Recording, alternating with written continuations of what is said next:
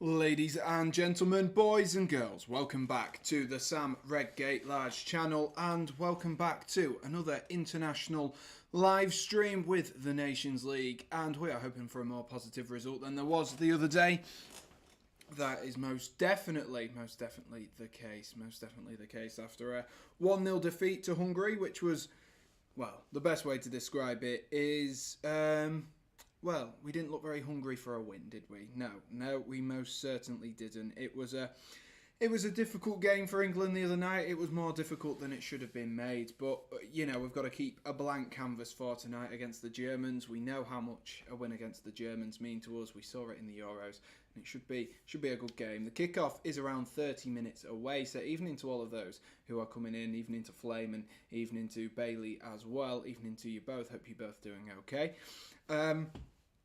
But like I say, we are watching England versus Germany tonight, and I'm excited for it. I'm always excited for England to face some of these big teams. And I saw a debate on social media the other day talking about the Nations League, and I think this is a good place to start, really. And I'm intrigued to hear your guys' thoughts as well as people filter in. But do you think the introduction of the Nations League has been successful? Has it done what it was set out to do? And what it was set out to do was to ignore, maybe remove some of those pointless international friendlies and change them for some semi-competitive, more competitive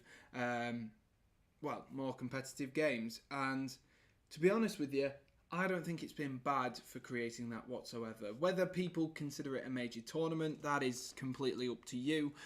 I guess it'll be like the Conference League in terms of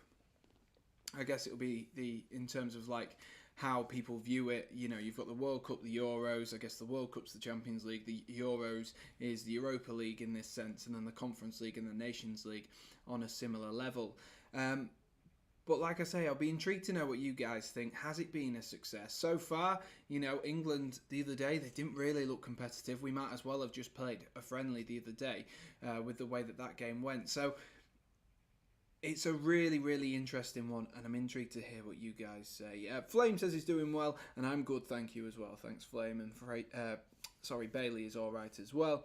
I would have been in your streams, but had no time. No worries. And Bailey's off to grab a bath, but he's going for a 2-1 England prediction. Come on, England, says Schrafter. I like the thought of that prediction. I do like the thought of that prediction. And if you are wondering what games are going on tonight, we do have those scrolling across the bottom. So these are all of the Nations League games scrolling across the bottom. I know we've got a load of Faroe Island and Luxembourg fans kicking around in the SRL channel. So if you are one of them, we'll keep you up to date with everything.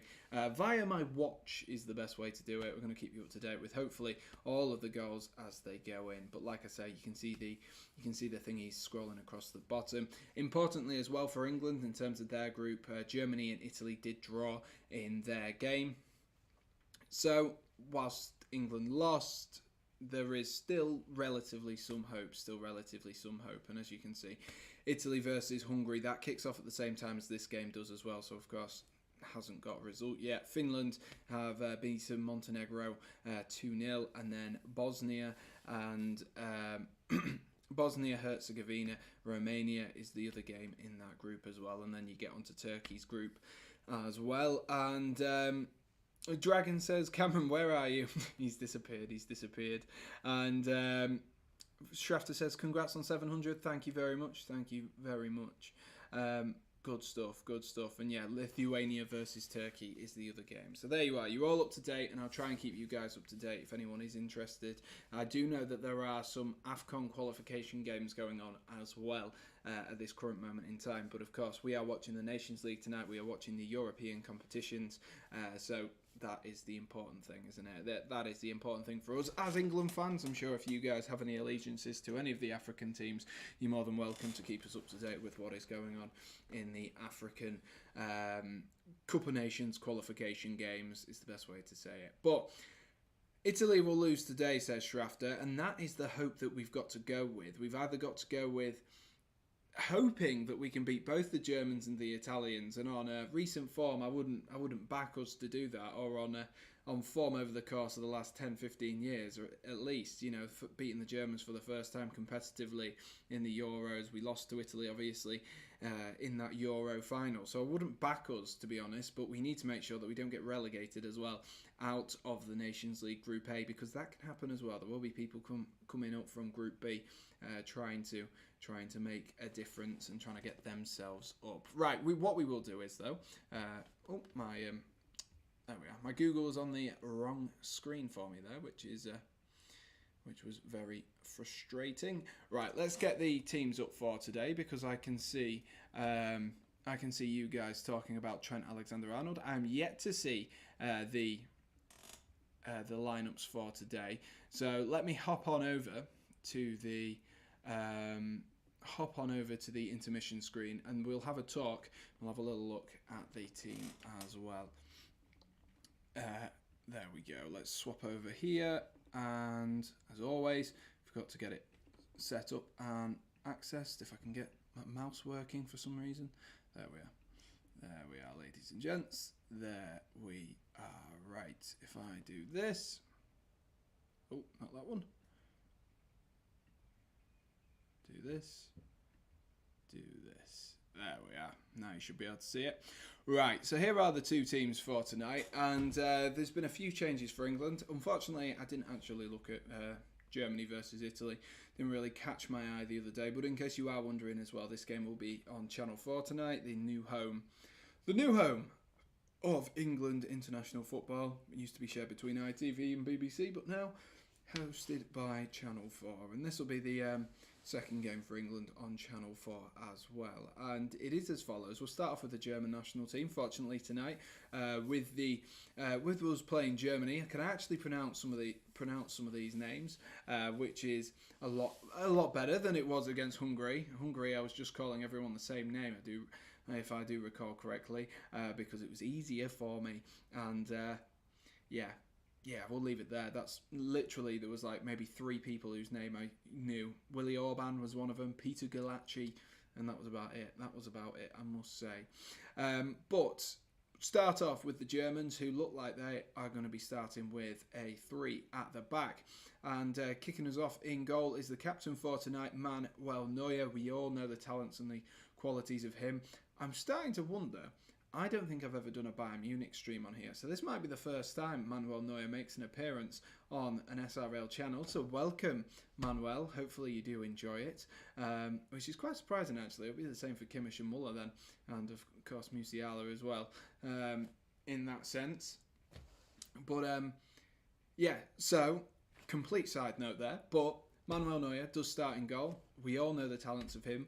One of the best keepers in the world, and he has been for the last few seasons. And he'll be looking to keep a clean sheet tonight, especially having had Raheem Sterling and I believe Harry Kane score against him last time out in the Euros, last time they played. Moving on though, Nico Schlotterbeck is starting at centre half with Antonio Rudiger and Lucas Klostermann. Lucas Klostermann plays for RB Leipzig. Not sure who Schlotterbeck plays for. But what I do realise is that Antonio Rudiger, this will be the first time I see him, obviously without a Chelsea kit on, but since he's left Chelsea.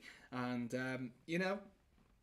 it's going to be hard to watch. Fortunately, it is only for his national team, but I don't think I'll ever get used to seeing him playing in white, and of course he will be doing that for next season, playing in the whites of Real Madrid. Just in case if you lived under a rock and did miss that transfer, he will be moving from the previous European champions to the current European champions, from Chelsea to Real Madrid this summer on a free transfer as well. So Real Madrid have done really well there, but we know the talents of him are very, very much a quality centre half who is a little bit of, and I can't think of a better way to phrase this, that is a little bit of a shithouse. I think that's the best way to say it. It really is a new way to say it, and the best way to say it, to be honest with you. But he loves it. He loves to rile people up, and he'll know how to do that to a lot of these players. And of course, now that he has no allegiances to Chelsea, don't be surprised if you see him trying to do that to Mason Mount today. He'll know right how to get under his skin. Moving on though, the full-backs then look like it's going to be Jonas Hoffmann off that right-hand side and David Raum off the left-hand side. Again, don't really know too much about German full-backs. When we talk about world football, a lot of the full-backs actually fall, to England, don't they, really? You look at the top left-backs in the world at the moment, you've got Alphonso Davies, who obviously plays for Canada, which is, not helpful for Germany. In the sense as well, Jordi Alba plays for Spain, you've got Ben Chilwell, Robertson, all of these teams, and surprisingly, Germany don't have that much depth in those defensive wide areas, but especially now that Joshua Kimmich has made that transition into midfield, and that is where he starts today, Joshua Kimmich, alongside Manchester City's İlkay Gundogan.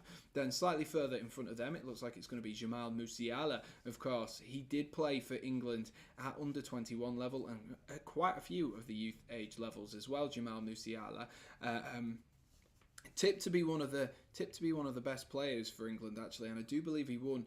Was it last year? He won like under 17s Player of the Year for England, and then the next day pledged his allegiance to Germany. A little bit of a shot to the foot, but we got our revenge when England beat Germany to knock them out of the Euros. So I guess we did get our revenge, didn't we? We did get our revenge. And then, of course, Thomas Muller. We all know him, don't we? We know him by now. With up front, you've got Chelsea's Kai Havertz, the number 7 for tonight. Afternoon to Oliver as well, who has joined us for tonight. Right, let's have a look then. And let's have a look at the England squad, because this is the important part. This is who we want to look at and who we want to talk about and, really analyse. So Jordan Pickford starts again in goal. I did wonder if there would be a change here in goal with Aaron Ramsdale having a good season, but we know how much Gareth Southgate trusts Jordan Pickford, so really no surprises there. And in an England shirt, can't really say he's put too many feet wrong. I don't think that's quite the phrase, but he's not really put a foot wrong, has he? For England, Jordan Pickford. Harry Maguire, John Stones and Kyle Walker, that familiar back three that we're so used to seeing start at the back. And then we do have a change in at right wing back as Kieran Trippier will be coming in, the Newcastle man, coming in at right wing back, and then Bukayo Saka is going to start on that left hand side. So no James Justin tonight. We are going to go with a more typically left sided player in Bukayo Saka, who we've seen play as a left wing back for England and Arsenal, not so much this season but over the last season as well. Then we will move on, and Raheem Sterling is playing on that right hand side and Mason Mount playing on the left hand side with Harry Kane through the middle. Declan Rice and Calvin Phillips through the middle of that centre midfield. So it looks like to me, very much so, that Gareth Southgate is almost trying to replicate that Euro 2020 squad that did so well against the Germans. If you just cast your mind back a few months, that is what it looks like Gareth Southgate is going to try and do for today. And I mean, it's not a bad thing to try and do, but maybe Hans Flick might have that down by now. You'd like to think he'd learned from his mistakes and will set up this German side to counteract anything that the English throw at them. And of course, the two players who were so good in that game, you had Calvin Phillips and Declan Rice in that midfield being fantastic. And then Raheem Sterling, of course, got himself a goal. He was emphatic in the Euros, despite not really playing well, still managed to get himself on the score sheet, even into Sean as well, who joins us. He's saying he can't hear us, but maybe you've just turned your sound down on your phone. Maybe that's what it is. So much to Shafter, I'm sure, his love and support, that there is no Trent Alexander-Arnold at right wing back tonight. Let's just have a quick look through the benches, because there will be a few big names on the benches, and the biggest name, Timo Werner, on the bench for tonight for Germany, of course. Let's have a look then. You've got Oliver Baumann, Kevin Trapp. I tell you what, that is two good backup goalkeepers, isn't it? In Baumann and Kevin Trapp. Kehrer, you've got Schuler, you've got Julian Brandt, you've got Benjamin Henrichs, you've got Stack, Sane, Gnabry, Goretzka, Nemeka, never heard of him before, and Timo Werner. Don't know why I paused so much on a Chelsea player's name. Then we go through the England squad and the benches as follows: Aaron Ramsdale, Nick Pope, Connor Cody, Trent Alexander-Arnold, Matt Gehi. you've got Jude Bellingham, James Ward-Prowse, Conor Gallagher, Jared Bowen, Reece James, Tammy Abraham and Jack Grealish. So Reece James will want to make up for his mistake the other day.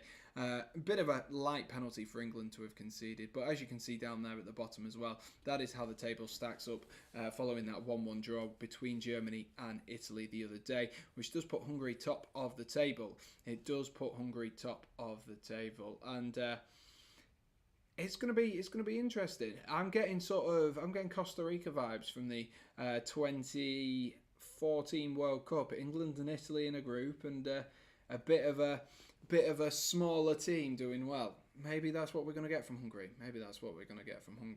Very, very exciting times. If you're a Hungary fan, I must say they look like they're putting in a really good shift, and they look like they're set up well to defend against these bigger teams. I do wonder if we'll see Tammy Abraham for tonight. Evening, Wiki. How are we doing, mate? How are we doing? Hope you're doing okay. Hope you are doing okay. As Sean's trying to tell me he can't hear me, I'm pretty certain he can. At the wheel again. Yeah, it looks like he's set up very strange tonight, doesn't it? It looks like he's just trying to...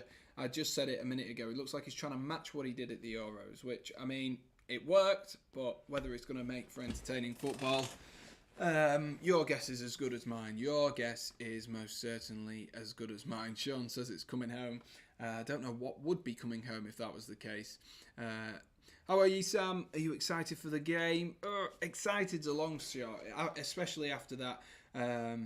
Especially after that game against Hungary. I'm not so optimistic. I was quite optimistic against Hungary. I thought, we come into this. We've seen over the Euros. We'd seen how good they had been, and it could have been a really good sort of position for us to go, look, this is a team that Germany and France struggled to play against. We've come here, beat them 3-0.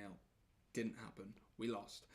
And so tonight, if we can't beat Hungary, Germany and Italy are going to be very, very hard to break down.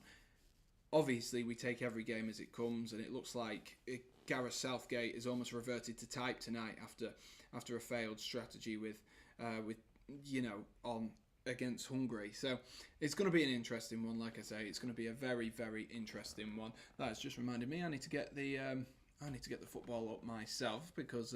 Well, not up myself, but on my screen. Don't know why I needed to correct myself there. No one thought that was what I meant. But yeah, I need to get it on my screen so that I know when the football is kicking off. We are kicking off in about 15 minutes, though. And like I said, there are some other games being played for tonight, which are scrolling across the bottom of your screen. So if you're a fan of Bosnia-Herzegovina, then make sure you keep us up to date. Sean says he's English and half Irish. Are you Northern Irish or Republic of Irish, Sean? Because I am technically half Northern Irish. It's my dad. He is he's adopted, but his real parents are Northern Irish. So interesting. God save the Queen, says Sean. God save the Queen. This could be biblical. It could be a really difficult night for England tonight, and I think they will make it different. You know what? We'll have a look at that Italy lineup as well for tonight. Let me just go over and let's have a look at the Italy lineup tonight, because I'm intrigued to see how they're lining up, because Italy are a real mixed bag. When it comes to international competitions. Like we know, they won the Euros, and look at that team. There aren't too many well-known players in there. When you think about the quality that the Italians have, maybe they're going to take it easy. Let's compare that, and let's compare that to the Italian side that played the other night against the Germans. Have they, I hate to say it, dulled it down a little bit?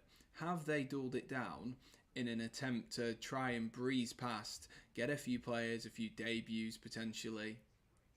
Well, it looks like it, doesn't it? It does look like it a little bit. Florenzi, but even still, look at that Italian side. That is very, very strange. That is so strange. Sam, have you got a microphone? I still can't hear you. I'm sat right next to the microphone. So I'm going to give it a test. Yep, I can hear myself talking, so it'll just be you, Sean. It'll just be you. But, yeah, that's so weird. That is so weird, that Italian squad. They've got so much talent, but why aren't they using it? Is it they don't see it as a proper tournament? They're not overly bothered? But look at that bench. I'm tempted to say yes. I'm tempted to say yes. There's me thinking, maybe they've dulled it down. But surely you want to use this as preparation. But I guess they're not at the World Cup, are they? They're not at the World Cup. So I guess they can't use it as preparation. Absolutely mental. Absolutely mental. But you'd like to think that they'd use this time to build and strengthen so that they don't knock themselves out of the Euros next year before they've even managed to get themselves there. I'm sure they get themselves a bye through. Anyway, with the Champions League and stuff like that. But that's very, very strange for the Italians. Very strange. I do wonder what's going on there. And Gareth Southgate, already on Channel 4 tonight. We haven't got anywhere, and he's already having a bit of an interview. I'm not sure if that spells good preparation to me. I'm definitely not sure if that is good preparation. That being said, guys, let's get your score predictions in. Let me know what you're thinking and give us a first goal scorer as well. First goal scorer for tonight, whether you think it's going to be England or Germany, Deutschland. If you think it's going to be England or Germany, there we are, said it correctly that time. Let me know who you think the goal scorers are going to be. Tonight, if England play like they did against Hungary, I said it earlier and I'll say it again, if England play like that tonight, the Germans are going to walk all over them. I know that Germany isn't the force to be reckoned with that they used to be in that sense, and I think it's obvious over the course of the years. You can't just keep pumping out players, pumping out, and especially in those wide defensive areas, they've maybe not had someone to fill in for a little while. But Sean, if you can't hear me, mate, I can hear myself through the phone, so it's not me. Sorry, you're going to have to sort yourself out.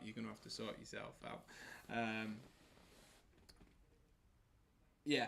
What was I saying? Yeah, in those wide defensive areas, of course, they've still got a lot of talent coming through up front. But even in terms of, you look at the standard of like Miroslav Klose, a prime Thomas Muller, who was playing a little bit further forward as well. When you look at both of those in isolation, they don't really have that quality in those wide defensive areas and up front at the moment. Midfield, Gundogan, Goretzka, Kimmich, all of those at that standard that you would expect the Germans to have, and you almost wish and expect from Germany. But in terms of the rest of those players, it's not quite the same, is it? It's not quite the same team that the Germans have come to know and love, and we've come to all respect, and that we saw batter Brazil all those years ago. It's not quite on the same level, but either way, England need to be careful here tonight, because if they play with a negative attitude and the sideways movement is probably the best way to say it. The sideways movement that has been so obvious every time we've seen England play. It's not been very positive. It's been moving it sideways, backwards, and especially because at the moment we play with 5 defenders, 4 tonight, because I won't include Saka as a defender, but he is playing in a wing-back role.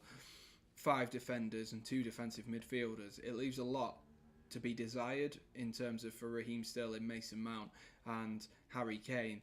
And maybe playing Saka from that left-hand side might be able to make a difference and might be able to create an extra option. Him and Mason Mount might be able to swap around, but I wouldn't expect that from Mason Mount in those wide areas.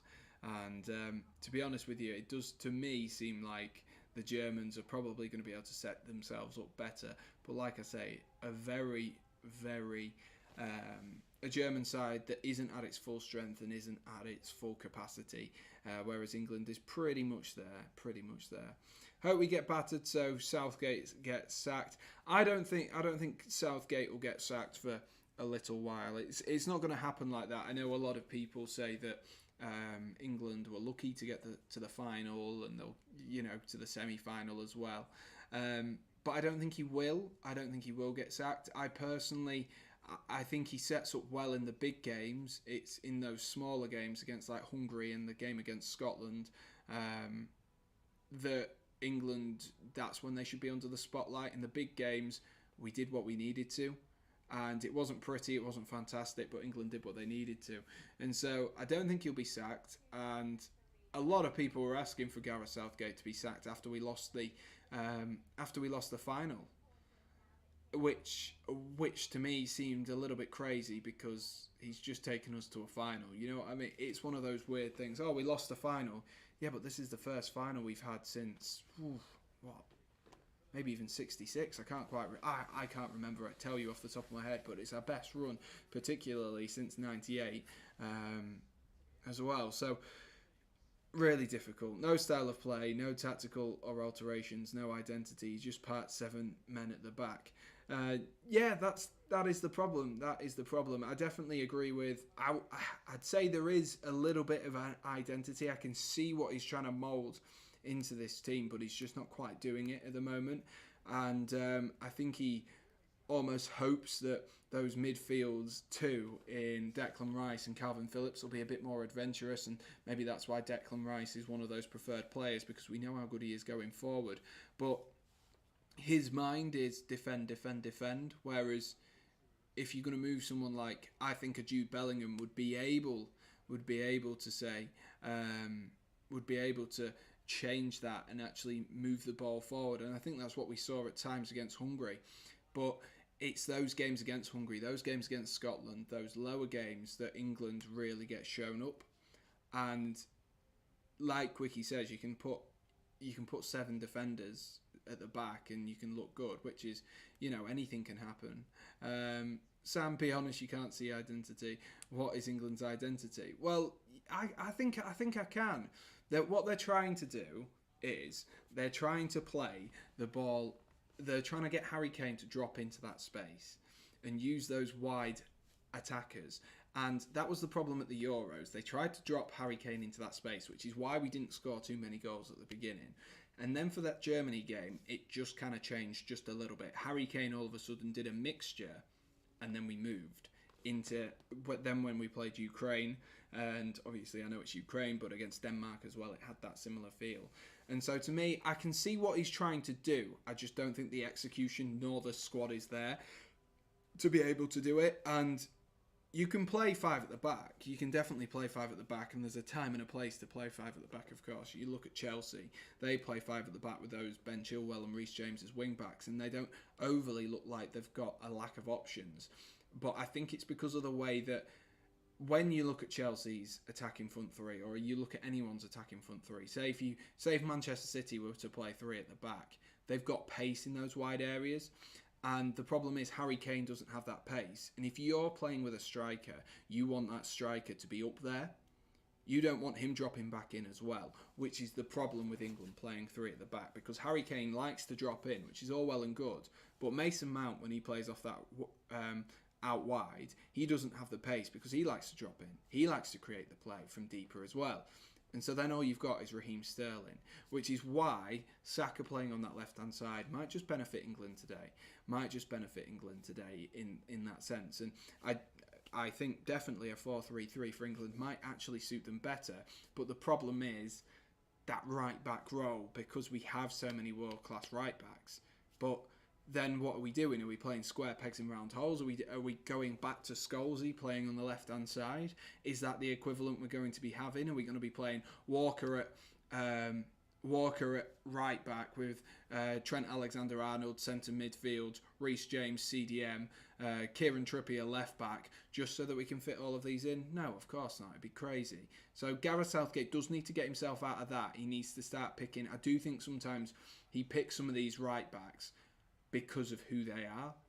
And don't get me wrong, I think there's an argument to be made for Trent, for Trippier, for Kyle Walker, for Reece James, for all of them to be in the squad. And I think in any other squad on the planet, maybe all 4 of them start, but particularly all 4 get in the team. Like, you look at this German team tonight, they get in that team. Imagine Reece James playing on that right-hand side. He would create so much for Germany. But that is the problem. Because he plays that 3 at the back so that he can use Walker in that right centre-half role, which he is good at. He does have a few mistakes in him, yes, but so does Maguire, so does Stones. So maybe that's just the England defensive ability. Maybe that's just what it is in that sense. But yeah, particularly those right back roles. I think that is what limits Southgate to not using that 4-3-3, and I don't think a 3-4-3 quite works for England. I can see what he's trying to do, but with the way that Harry Kane has moved into more of a creative attacker, moving almost a little bit more into that false nine role, I don't think it works. I really don't think it works for them. Play James and Trent depending on the game/team. Trippier needs to be out of the squad, says Wiki, and play James left back and Trent right back. I don't think so. That wouldn't be my call. But like I say, then with that right back role as well, England don't have, if you were to play a 4-3-3, although tonight it looks like apparently it's a 4-3-3. According to Channel 4, they've gone with a 4-3-3, which is interesting, ladies and gents. We'll see how that sets up, because everywhere else has gone with a 5 at the back. So we'll see how that one sets up with Mount as like the attacking midfielder. Then you've got Rice and Calvin Phillips behind him, Saka off that left, Trippier at left back. So it might be a 4-3-3. We'll see how this pans out, ladies and gents. This could be a nice turn up for the Bucks. Let's see where everyone sets themselves. Just looking from this sort of panning camera shot, it definitely looks like, in particular, that it looked like a 2 at the back. We'll see how far up Saka starts, and of course where Trippier starts, and that'll give us a key indication of where we shall be going. And we will be underway in a quick minute as Saka and the German players as well also take the knee. Good to see. And we will be underway in a moment. Apparently the Hungarian fans won't face any consequences for booing the England fans taking the knee, which is absolutely bonkers to me. But you know what FIFA's like. And I can literally confirm it's a 4-3-3 for tonight. Trippier starting on that left-hand side. We'll obviously wait and see how it turns out defensively, because it might still be that it's a 4 at the back somehow. But we'll wait and see. We'll wait and see where Declan Rice is playing. That could be the only other situation. But there we are, ladies and gents. We are underway. And I will just do that, and let me just listen as well to make sure my crowd sound isn't too loud.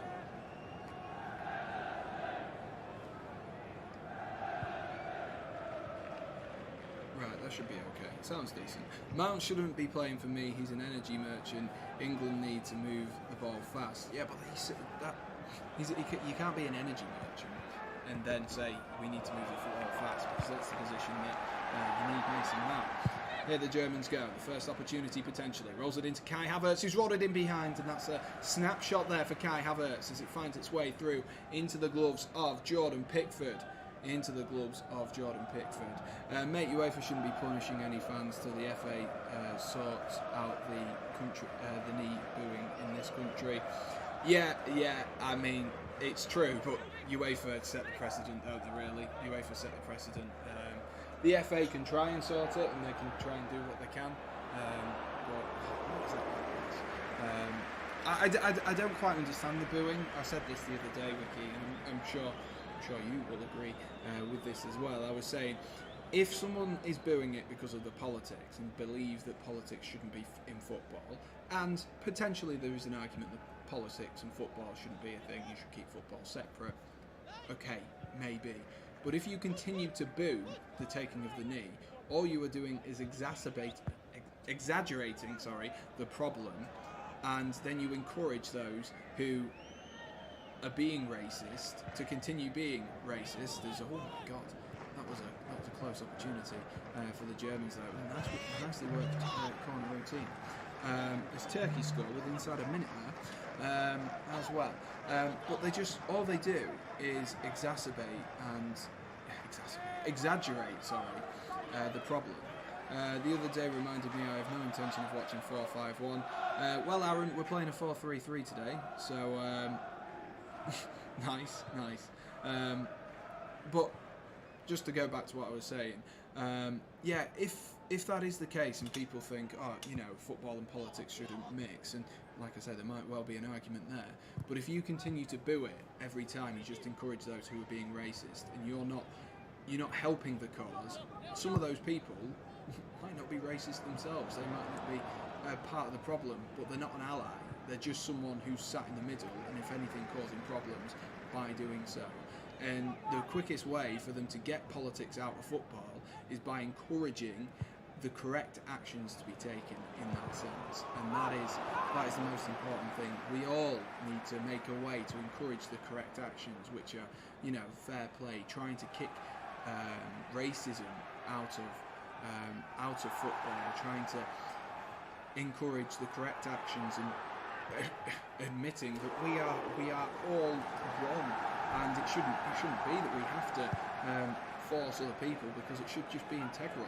It should be in our heads from the get-go. And unfortunately for those for those Hungarian fans in particular, it looked like that actually the Hungarian fans, a lot of those were young kids, and that's where the problem derives. That is where the problem derives. I don't think we can separate the two. We are political entities, so politics follows us into, exactly.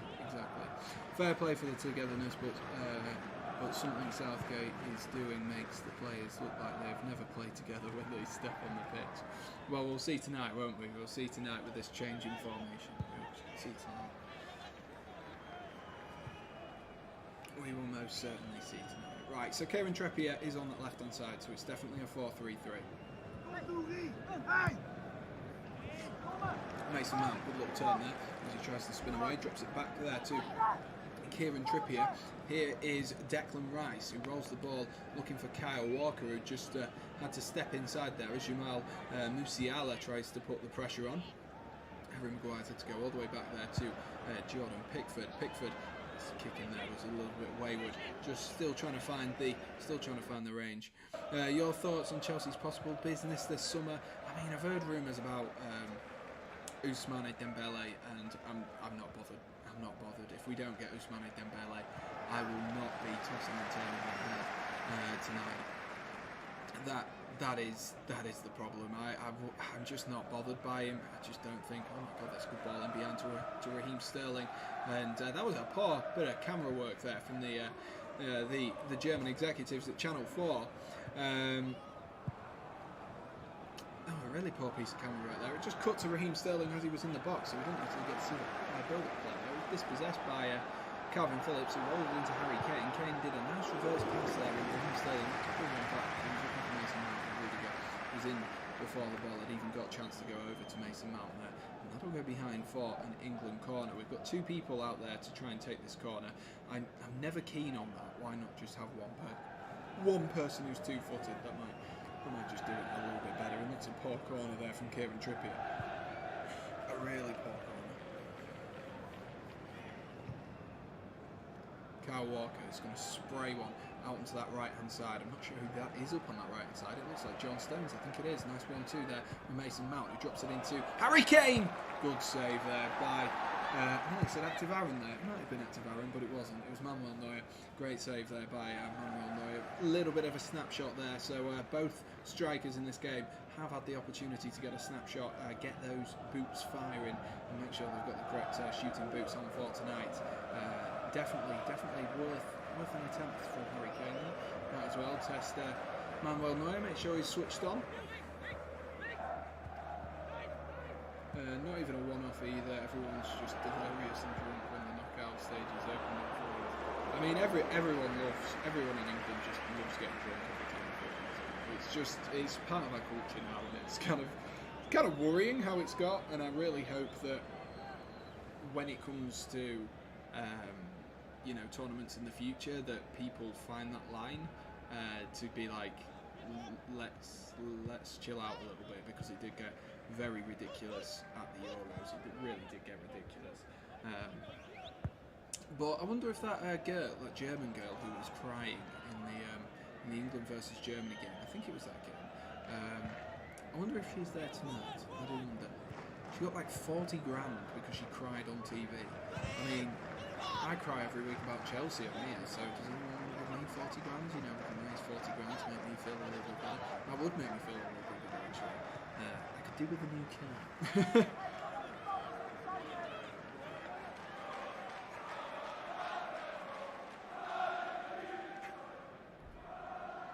Here you go, Germany, looking to get out that right-hand side. Is that a foul there from Kieran Trippier? Personally thought it was on, I think that was Thomas Muller who was trying to break into some space there, and he's got a little bit lucky there, I must say. Got a little bit luckily. Hopefully that girl gets the last laugh today. That's what she'll be hoping, won't she? That's what she'll be hoping. Calvin Phillips, a little bit of a worrying sign there, is just laid on the floor. Let's have a quick glance at what he did, and that's almost more worrying actually, because there wasn't too much contact there between the two players. Let's watch it again.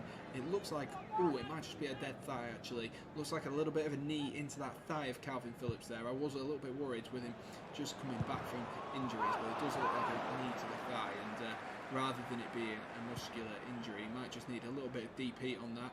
I think it was with Schlotterbeck, if I've got that name correct. I don't know who he plays for actually. Sam, are you in Huddersfield now? And are you playing 11 aside these days? I am still in Huddersfield, yes. How much longer for, I don't know. Probably like a maximum of a month. And I haven't played 11 aside football since I played 11 aside football with you in the first year of uni. So I've absolutely binned that off. I have absolutely binned that off. I wouldn't mind polishing off the boots once in a while, but I just got 2 injuries in a row and it was like, okay, let's not. Turn the cried sounds down a bit, please. No worries, just a little bit. We'll turn it down. It's on -22, so we'll turn it down to -25. Let us know if that's better, Wiki. Let us know if that's better. Been trying to get that sorted because some people have been like, oh, it's too loud. Some people have been like, it's too quiet. But it's really just there for when I'm talking and I have to pause or I go for a drink. It's not just dead air, and it feels a bit more warm. I was trying to recruit you before pre-season, lol. Unlucky. I won't be coming back to Huddersfield for post pre-season, I must say. Post pre-season, otherwise known as the season. I don't know why I called it that. Aaron's just trying to stir the pot here. He's trying to stir the pot. I can't wait to see Aaron and Wiki fight over the atmosphere. That's a good kick there from Jordan Pickford. He's nearly kicked it all the way up to the other box there, and might be an opportunity to break here for the Germans here, as that is moved on to Joshua Kimmich.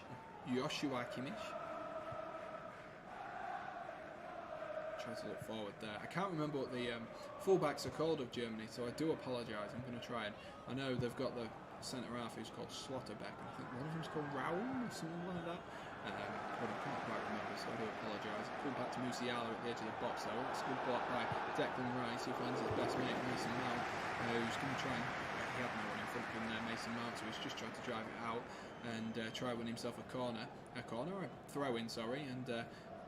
Ilkay Gundogan and co. did well to keep that on the pitch. In the press, I think I saw Wiki mention it earlier, the German press is looking very good at the moment. England really being pinned in, causing themselves a few problems here, England.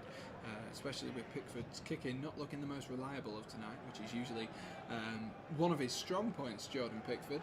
I swear Southgate may as well be a mascot. Don't know what he offers apart from feel-good factor. And... well, I was going to say, and everyone loves him, and every, neutral England fan loves him. To be fair, I like Gareth Southgate. I think he's a good guy.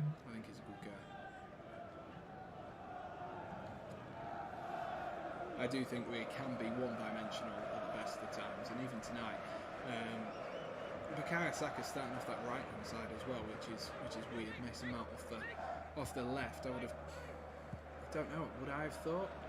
Has Musiala scored that? I think he has. I think he's put it in the back of the net. The referee had blown the whistle because Calvin Phillips had gone down, and there's just a few cross words there coming to the referee because they've taken the throw in quick to try catch England off guard, which had happened.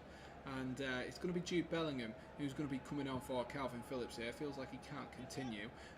Was intrigued to see if... was intrigued to see if anything would happen there because a few of the German players were really moaning about the fact that of course. It was a lovely finish from Musiala to chip Jordan Pickford, but realistically, would Jordan Pickford have saved that? I'm not sure. Shafter says he'll be in and out of this stream. No worries, mate.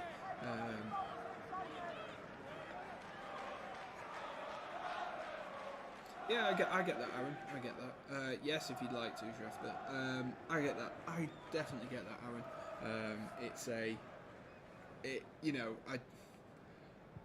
I think as well that there's a lot of the time that people forget. I've seen a lot of people say, like, get Jordan Pickford out, get Harry Maguire out, and I do think he does the right thing in terms of you have to keep the same core of the squad, because you look at one of the biggest issues with Chelsea this season. It was the number of changes and the amount of centre-half partnerships that Chelsea had this season caused them problems, because not everyone knew.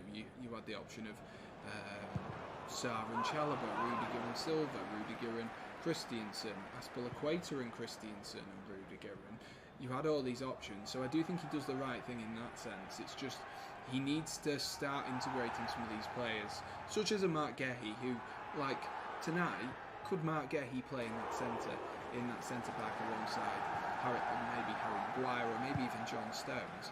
That is really the question. You've got to have the faith and the confidence to do that, though, and that's where it falls down to, whether he feels confident enough to do that. And in the game against Hungary, can't say I noticed. I think I was indifferent really about the way that Harry Maguire played, and I think we need to start integrating some of these players. Otherwise, we're going to have this great generation. You look at the likes of Jadon Sancho, who of course hasn't had the greatest of season himself, Marcus Rashford as well. But if you're able to, and that looked like a poor header from Walker, but if you're clinging on to some of these older players, I've just named Sancho and Rashford as two players, who we might see come the end of next season might be in this England squad. Even come December might be in this England squad with a good start to the next season.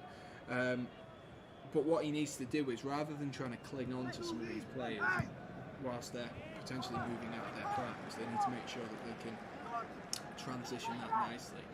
Just a reminder as well, Jude Bellingham has come on for Calvin Phillips, and Calvin Phillips won't be taking any longer.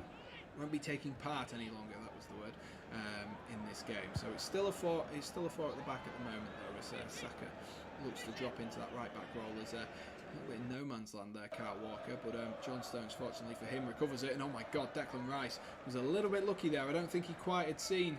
I'm not even sure who that was. Not even sure who it was, I must say. Didn't see the German number 18. And oh my God, Jordan Pickford nearly spilled that one at the feet of Jamal Musiala there. A couple of mad moments there for England, with starting off with that back pass from Declan Rice, who didn't see the German wing-back, who had just snuck in to an advanced position there. Let me just check the German wing-back's name, because that's going to annoy me if I can't remember it off the top of my head. Hoffman, that's who it is, Hoffman. That's the most generic German name in the world, and I couldn't remember it. But Hoffman is the man who nearly snuck in there. Nearly snuck in there. And could have caused England a few problems. People were saying that the England team should be picked on merit. Maguire was shocking for 2 seasons now, and he gets picked consistently, whereas Tomori wasn't being called up. Kind of like Ollie at Manchester United did the exact same thing, and they were on the up, but then he outstayed his welcome. Yeah, I can kind of see that. But I wouldn't say England are on the downfall at all. We've just been to a final, so that. For me, it's got to be a noticeable drop-off. If we don't make it out of the groups, then that's when you've got to start questioning it. But even if we don't make it out of the groups, I think whoever makes those decisions for Gareth Southgate and the England job, whether it's the FA, I couldn't tell you whether that is the case. I still don't think he'll get sacked. Also, how he always picks his favourites, but yet they still never look like they've never played together. Yeah, I think what Gareth Southgate needs to do is there is always an argument for merit, and there is always an argument for playing players continuously, as the Germans look to break there, and it's a good tackle there by Declan Rice. Really good tackle. So Hoffman looked to bring the ball forward, but there's definitely an argument for playing players on merit and playing players on form. But otherwise, if you did that all the time, then you would have the most inconsistent team in the world. You know, you'd look at Jesse Lingard. Yes, he's not played for Manchester United this season, but he would have been in the squad for 3 squads and then just dipped again. And all that hard work and all that progression that you've had building Jesse Lingard into this team. Obviously, Lingard isn't a prime example of this because he's been in the team for a little while as well. But if you look at that, you have to. If you look at someone like a Lingard, you've got to have those players who are secure in this team, know that they're going to be playing every time. Someone like a Declan Rice, who's always going to be playing, your Harry Kane, that core, that spine has to be consistent in the team. Whether they're consistently good is a different question at this current moment in time, but you've got to be able to filter in someone like a Connor Cody, like a Tomori, like a Gehi, filter one of those players in, and they've got to consistently play at that level. And we've not seen it. We've not seen it in terms of those players. And Maguire, yes, it's been a poor season for him, but in an England shirt, he hasn't really put a foot wrong. If you cast your mind back to the goals we conceded last year, one came from a corner from the for the Bonucci goal. You look at the goals in the Euro semi-final as well. One of those was John Stones' mistake. So Harry Maguire hasn't really done too much wrong in terms of an England shirt, so it's really difficult. I knew Italy would win the Euros before the competition even started. It just seemed like they had the wind in their sails, really, didn't it? Really did. Don't get me wrong, Italy have failed recently, but there's a clear plan when they play. I would take. Would I take mid? I guess we're not mediocrity anymore, are we? We're sort of in that position now where you can consider us one of the best, but I don't know if we're just always considered one of the best because we're England. I don't know if that's the thing, and we're a little bit egocentric in that sense. Maybe that is the case. 20 minutes on the clock. As you can tell by the fact I've been entertained by Aaron and Wiki, yet to have really shown any clear-cut opportunities for England or Germany. Matt Gehi on the bench there. Calvin Phillips just getting a little bit of treatment. I think he was just having an ice pack on that thigh. It did look like a dead thigh. We do know, don't we, how difficult those dead thighs can be on the best of days and how much pain that they can cause. Definitely a nasty one. And one little hit in the moment as well. Harry Maguire wins his header there. Good takedown there by Ilkay Gundogan, who rolls it back to Rudiger. Under a little bit of pressure there from Mason Mount, and rolls it back to Manuel Neuer, who's going to try pick out Kai Havertz from that clearance. Good header from Maguire, but the referee deemed him to have fouled Kai Havertz there.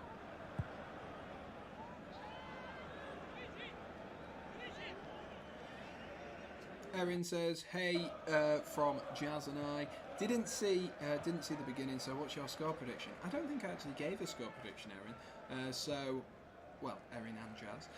So you're probably in the right place. We're 20 minutes in, and I am not feeling very confident whatsoever as time progresses.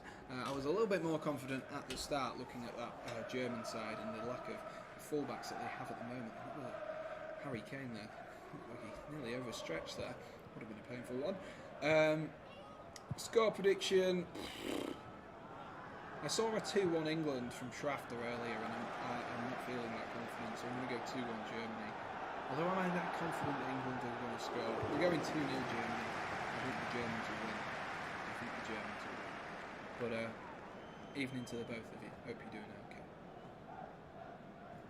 And here go Germany through the middle, and there might be an opportunity here for... There we are. Is he offside? He's offside. Hoffman. He's offside. I did wonder. It looked like he got through very, very easy. I'm sure that will be checked if there is VAR in play for today. I don't know if there is with the Nations League. I assume there would be. But it came straight from centre half, and it was pinged up the field. It's definitely offside looking at that. Unless Havertz gets a touch on it. Ooh, I don't know if Havertz gets a touch on it. If Havertz gets a touch on it, then it might be onside for Hoffman. He's very, very far up and advanced. I think Havertz is just trying to plead the case that maybe it did take a touch off him. But it looks like It's going to be still 0-0. We are just waiting to get this play resumed. I do like that German kit, it's quite smart. Not as nice as our English white kit.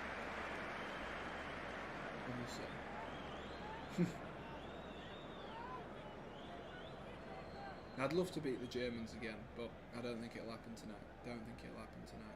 What they're trying to work out here, as the ball was pinged forward, is if Kai Havertz gets a touch on that. If Kai Havertz gets even the faintest of touches on that, Hoffman is onside.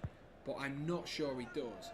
There doesn't look like there's enough. To be honest, there could be a foul there on Harry Maguire as well from Kai Havertz. But that's what they're trying to work out here. Has the German striker, the silky German, has he got a touch on that? If he's got a touch on it, Hoffman is onside. We've got a goal check for VAR. Torwart Überprüft. I'm sure Aaron will tell me what that means. I'm not sure what it is. 5-1 Heskey scored. Yeah, I know. And Heskey makes it 5. We're on the ball.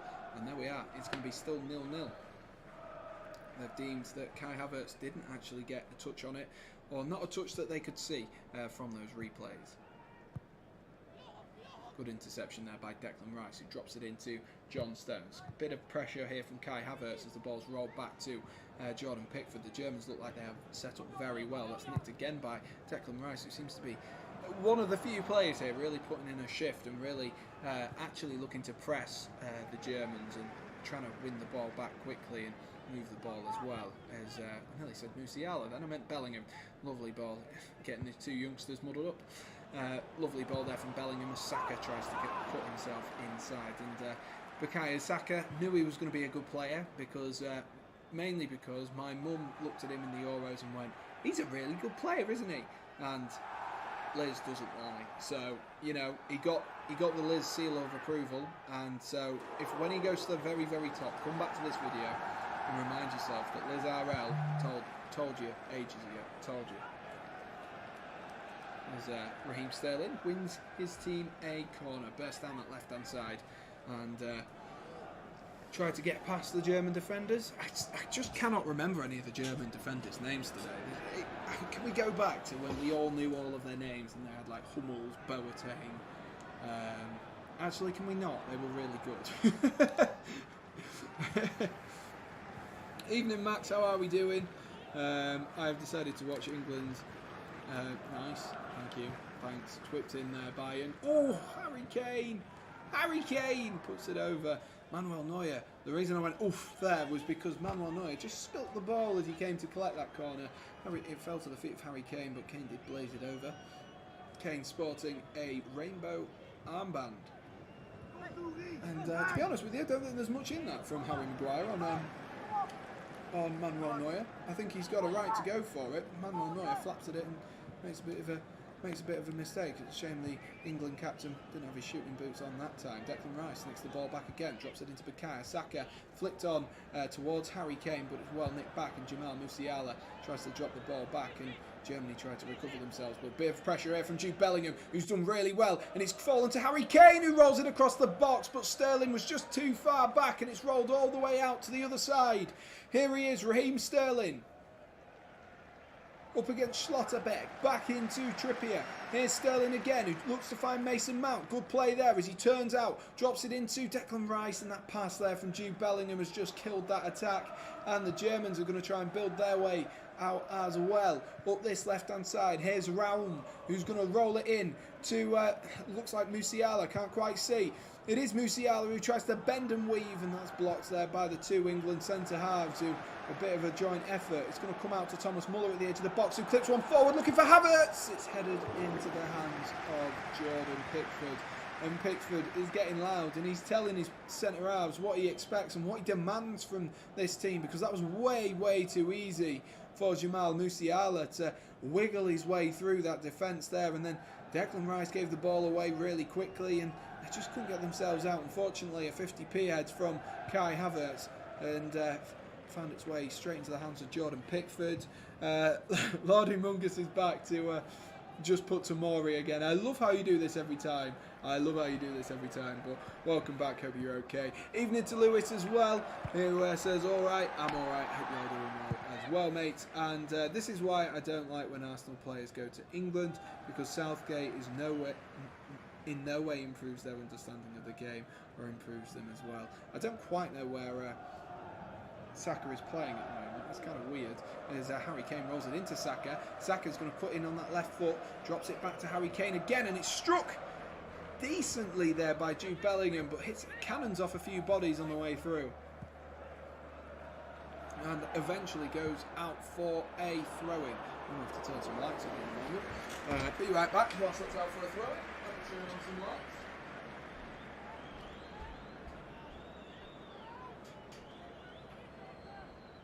I don't like cricket. Oh no. I love it. Right, there we are. You can see me again. Sterling looking for that ball down the line again for Trippier, and that's easily just ushered out of play there by the right back, whose name's gone from my head again. What is his blooming name? Hoffman. That's it. Hoffman. Sorry, I'm forgetting all these new German players' names. I don't even know if they're new. They might not even be new. I forgot Saka was playing. To be honest, same. Italy have scored against Hungary as well. Says Lord, which is interesting. So that would put them top of the group. Talking to Newcastle, I hate to say it, but Southgate resembles Bruce way too much for my liking. What do you mean you hate to say it? You've been looking to do it all the time. You absolutely love Steve Bruce. That's why you love Gareth Southgate so much, isn't it, Aaron? That's why I love him so much. And there's a bit of a coming together there between Kieran Trippier and Hoffman on that left-hand side, both of which have gone down, holding different parts of the body. I'm not sure. Oh, Hoffman, did that hurt? Oh, mate, why has he gone down there? He's looking for anything there. Kieran Trippier jumps up for a header.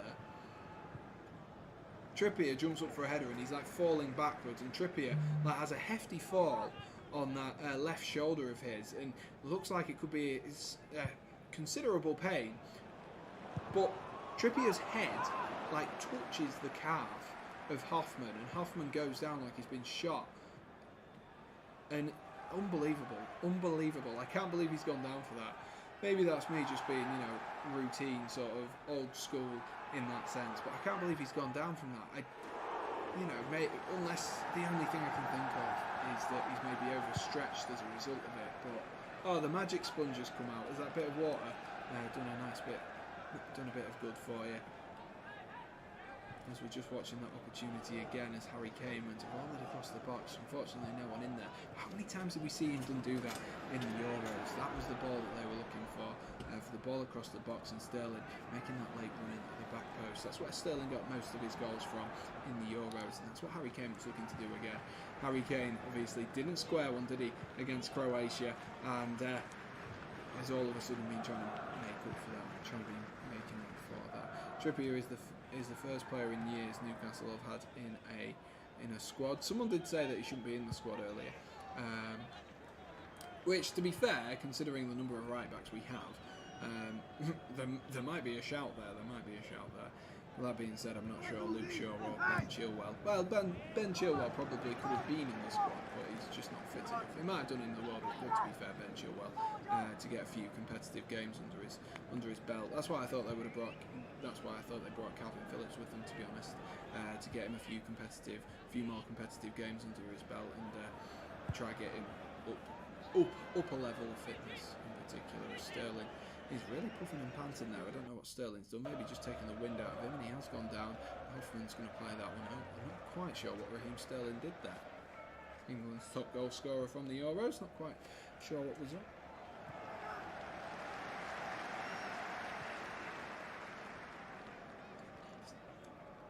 Walker is next on my list. That was me. Just leave Trippier back. We have too many right backs, and he has to be sacrificed. Something's going to have to happen. Like I said, I think it's more of an ego thing. It was like when Sven was picking Scholes, Gerrard and Lampard all in one. To be honest, I still think we could have made Scholes, Gerrard and Lampard work.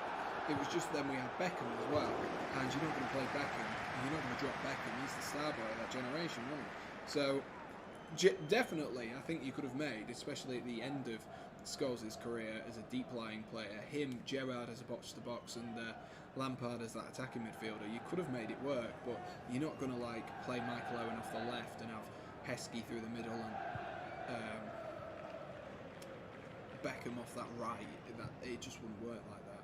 And I think that's what Barella scored for Italy. That was who scored for Italy. But that's the thing, really. That's the thing. It's starting to get to that square peg and round hole stage again that we had. A bit of deja vu as well from the early 2000s, if anyone remembers that. I'm sure everyone does. I underrate Trippier before he signed as well, but despite my bias, he only has played the last 2 games for Newcastle. Yeah, that's why I think you've got to draw the line. But I also think it's been difficult this time because Luke Shaw's not been good enough this season, so he didn't deserve it. I think maybe Luke Thomas would particularly feel a bit hard done to. Maybe Kyle Walker-Peters as well, not to be in the squad. Kyle Walker-Peters, of course, has played the majority of his football, despite being a right footer, this season on that left-hand side. And I do think he'll be a little bit disappointed not to be in this squad if he's fully fit. I'm not sure if he is, actually. But if he is fully fit, I think he'd be a little bit disappointed not to be in the squad because he's played most of the season on that left-hand side. Trippier, yes, he can play on the left-hand side, but it isn't his preferred side by any stretch of the imagination. So, really, really difficult one to sort of weigh up, and with the lack of left backs that we seem to have at the moment, and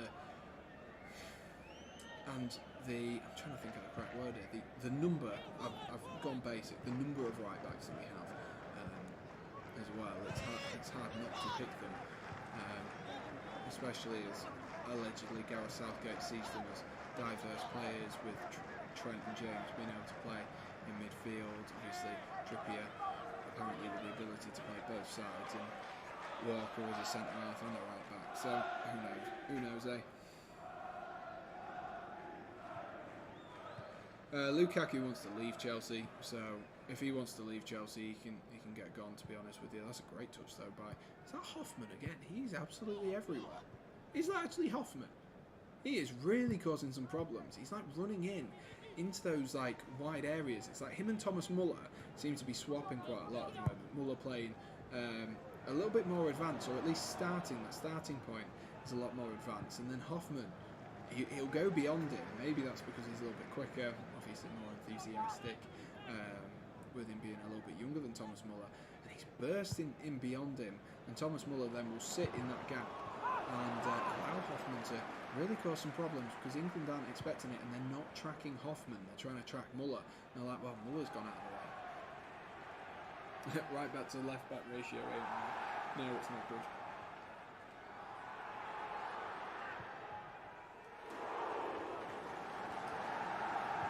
Oof, 36 minutes on the clock.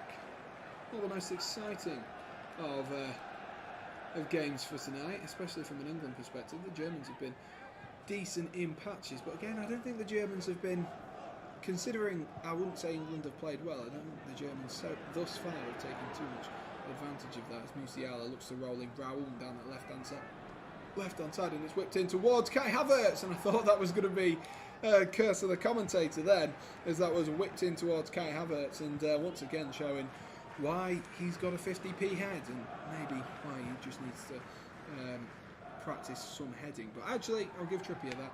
That was good defending by Trippier to get his body in the way. Actually flicked it onto Kai Havertz, who was a couple of inches taller, but it has gone out for a corner. Allegedly must have hit Kieran Trippier on the way out as well. Joshua Kimmich will take this from the right-hand side. Going to be an outswinger for Joshua Kimmich as it's whipped in towards that back post, and that might fall in the box there for Thomas Muller, but it's hoofed clear and up towards Raheem Sterling. Sterling's going to put a little bit of a chase on, but the chase might be a little bit redundant because it's going to go all the way back to Manuel Neuer and calm as you like into the feet of Gundogan. And here go Germany again, and there's a man over there if they can look up and see Muller. That's a really good play by Raúl, and he tries to look for Muller there, but he played the ball behind him, and there was a bit of a dodgy clearance there from John Stones, I believe, to Pickford didn't want to catch it either. I don't think he was sure whether he could catch it.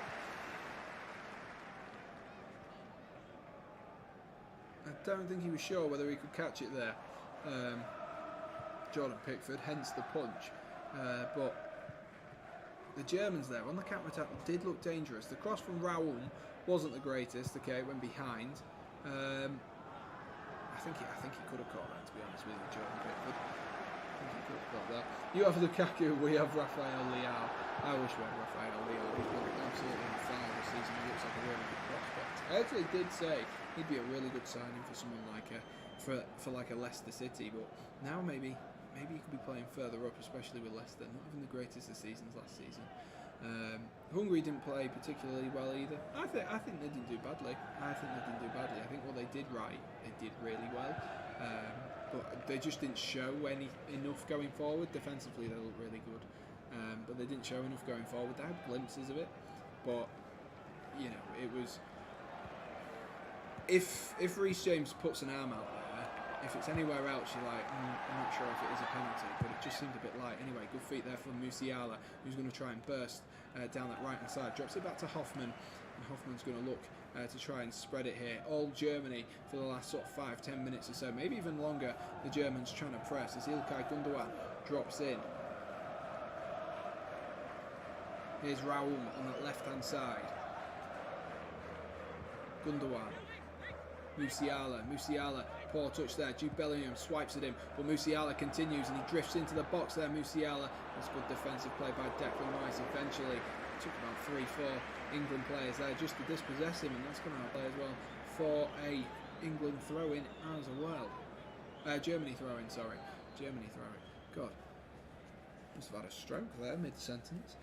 He didn't want to risk getting nudged and dropping it because the tiniest of touches can throw you off. I'm a keeper. Oh, you on about Pickford? Yeah, I understand that.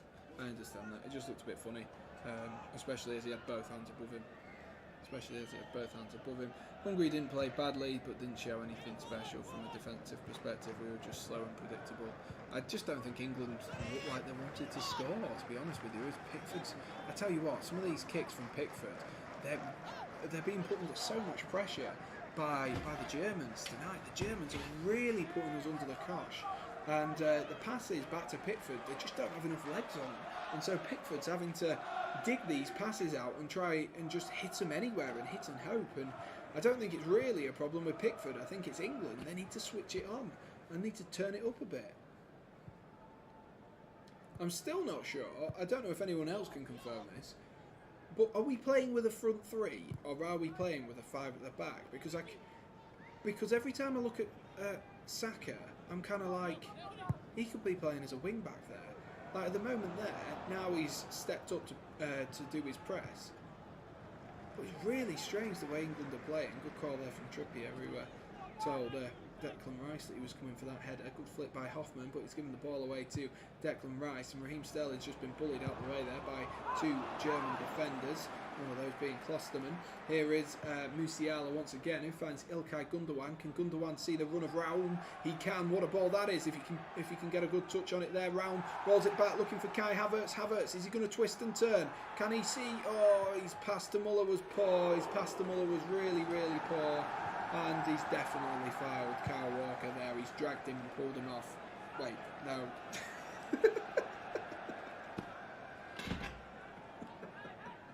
Oh, God.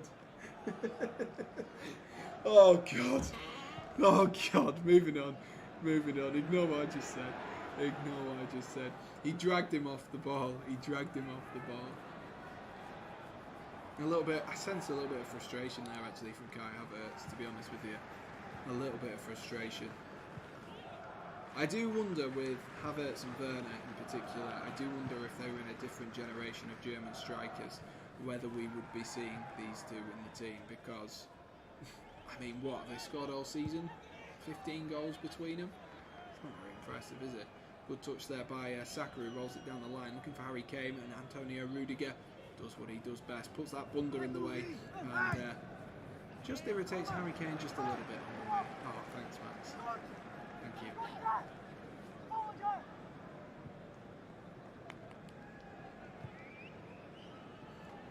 Interesting that Rudiger is playing as that centre half tonight. Obviously, we know he's played at three at the back all the time this season for Chelsea. But interesting that he's playing at the centre half. I don't think we saw that too often last season. Usually would fall to the likes of Christiansen or Thiago Silva. Doing a good job so far tonight. Admittedly, not really had anything to do other than a few snapshots for Harry Kane. But Kane dropping in deep, and the job then, as he drops in deep, is more shifted onto the midfielders of Joshua Kimmich and İlkay Gundogan. And I guess that's the difference when you look at England's midfield to the Germans midfield. And you talk about Gundogan and Kimmich in terms of the way that they play. Kimmich and Rice, I'm not saying that they're on the same level. I appreciate that Declan Rice has a lot of growing to do. But in Declan Rice, defensive player, Kimmich, a defensive player, good on the ball, can move the ball well, good passer, sort of thing. Very similar style of play. And same with Gundogan and Jude Bellingham. Gets forward, can get a goal. But from what we've seen in this early 45 minutes in this first half, is we've seen one set of centre midfielders with a licence to move the ball forward and look forward because they have those wing backs going in behind and those wide options. And the other, England, not do that. Italy is back, says Lord, and he had said Pellegrini has got himself a goal.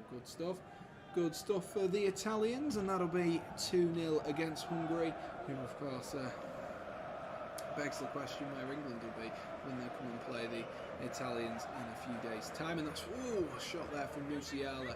He'll definitely want a goal tonight, and Pickford just trying to calm it down a little bit, just trying to get the England boys just to calm it down a little bit and just, take their time, relax. They seem to be on edge, and I do agree, particularly tonight. I don't think they always don't look like they've never played together, but particularly tonight, we've got 8 minutes. 8 minutes. What for? Is that all for Calvin Phillips? Are you kidding me? 8 minutes. What, and the VAR on the goal? Bloody hell. 8 minutes. God. Here's Mason Mount. He's going to roll it into Bukayo Saka. Saka! Oh, good save there from Manuel Neuer. I wouldn't have complained if that had gone in about the 8 minutes. But bloody hell, 8 minutes. Jesus. Don't let anyone tell you that 8 minutes. We're on 9. Great stuff, guys. If we can try to get ourselves up to 15, that would be absolutely fantastic. Werner fake positive COVID test to play Fortnite. Honestly, that man, love that man so much. It's going to be whipped in the corner for England, and oh my God, the camera deceived me. The camera deceived me. It was flicked on by Declan Rice at the front post, and I thought Harry Kane was like right on it there. I really thought he was on it, and he was nowhere near it. He was absolutely nowhere near it. The cameraman and the camera's done me dirty. He's absolutely done me dirty.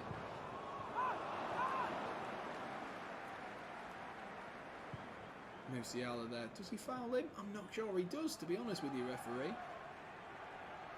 Not sure he does, to be honest. It looked like it fell right to Kane.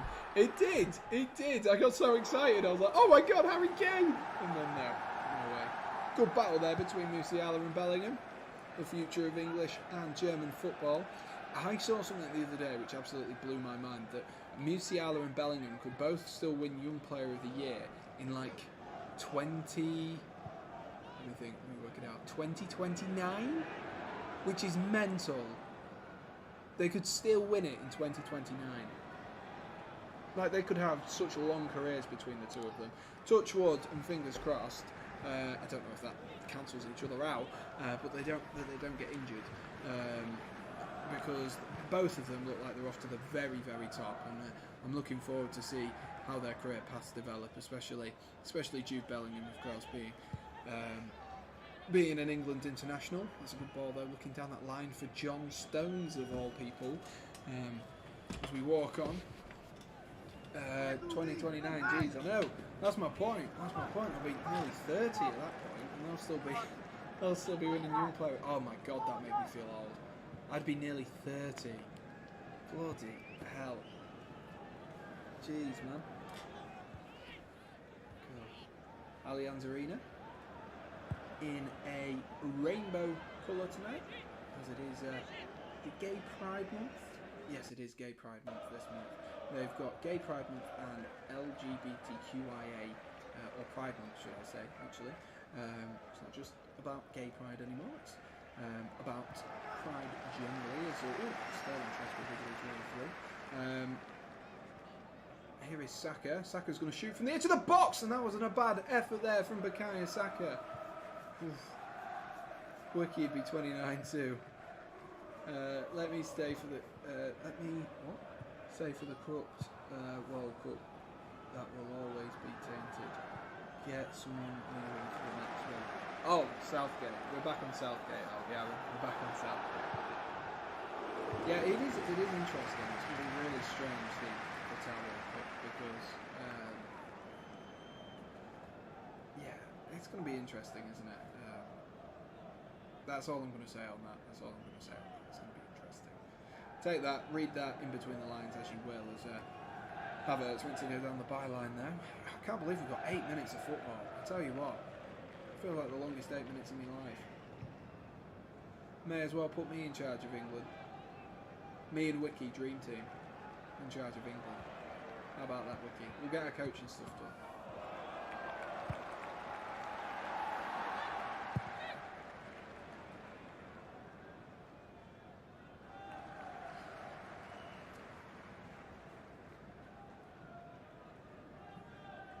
Good touch there by Kieran Trippier into the feet of Declan Rice, who rolls it into Kyle Walker.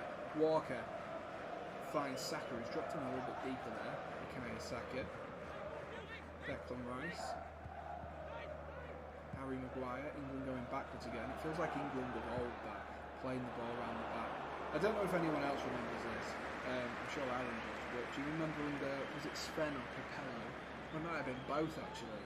We just played the ball around the back so much, and it'd be like we'd get the ball and then we'd roll it from Cole to Ferdinand to Terry to Neville, and then we'd go back again, and it was so boring, man. It was so boring. I used to hate watching England play football. Like, I know this isn't the most attractive of football, and you know we might be a little bit one-dimensional, but that used to kill me as a kid. That used to be awful. Hated it with an absolute passion. Wiki put Boris Johnson in charge. He will get players proper Brexit and get everyone sent off for double footing everyone for 2-foot tackles. The Brexit style. Get Sean Dyche.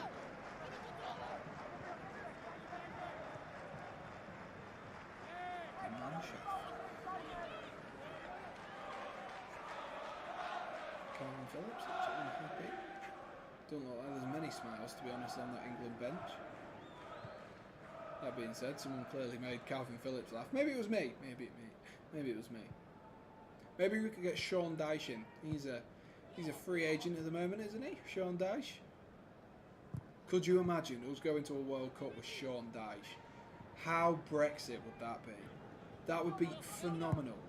That would be Tammy Abraham up front as that. Oh my God, I've got it nailed. Tammy Abraham up front as that key big striker just to hold the ball up. There you are. Hoof the ball up to Tammy. He'll hold the play up. Get everyone else up. You're sorted. You're absolutely sorted. Sven and Capello were 4-4-2. Square pegs in round holes managers as well. Yeah, that was a dull time for England. A really, really dull time. It's like when we didn't make Euro 2008. I remember I was in Turkey and it was on. And so I just bought a load of Turkey tops. And I was like, I'm supporting Turkey! Woohoo! The mind of an 8-year-old, ladies and gents. The mind of an 8-year-old. Gundogan, lovely ball in behind. Oh, good tackle there by Kieran Trippier. Really good ball in behind.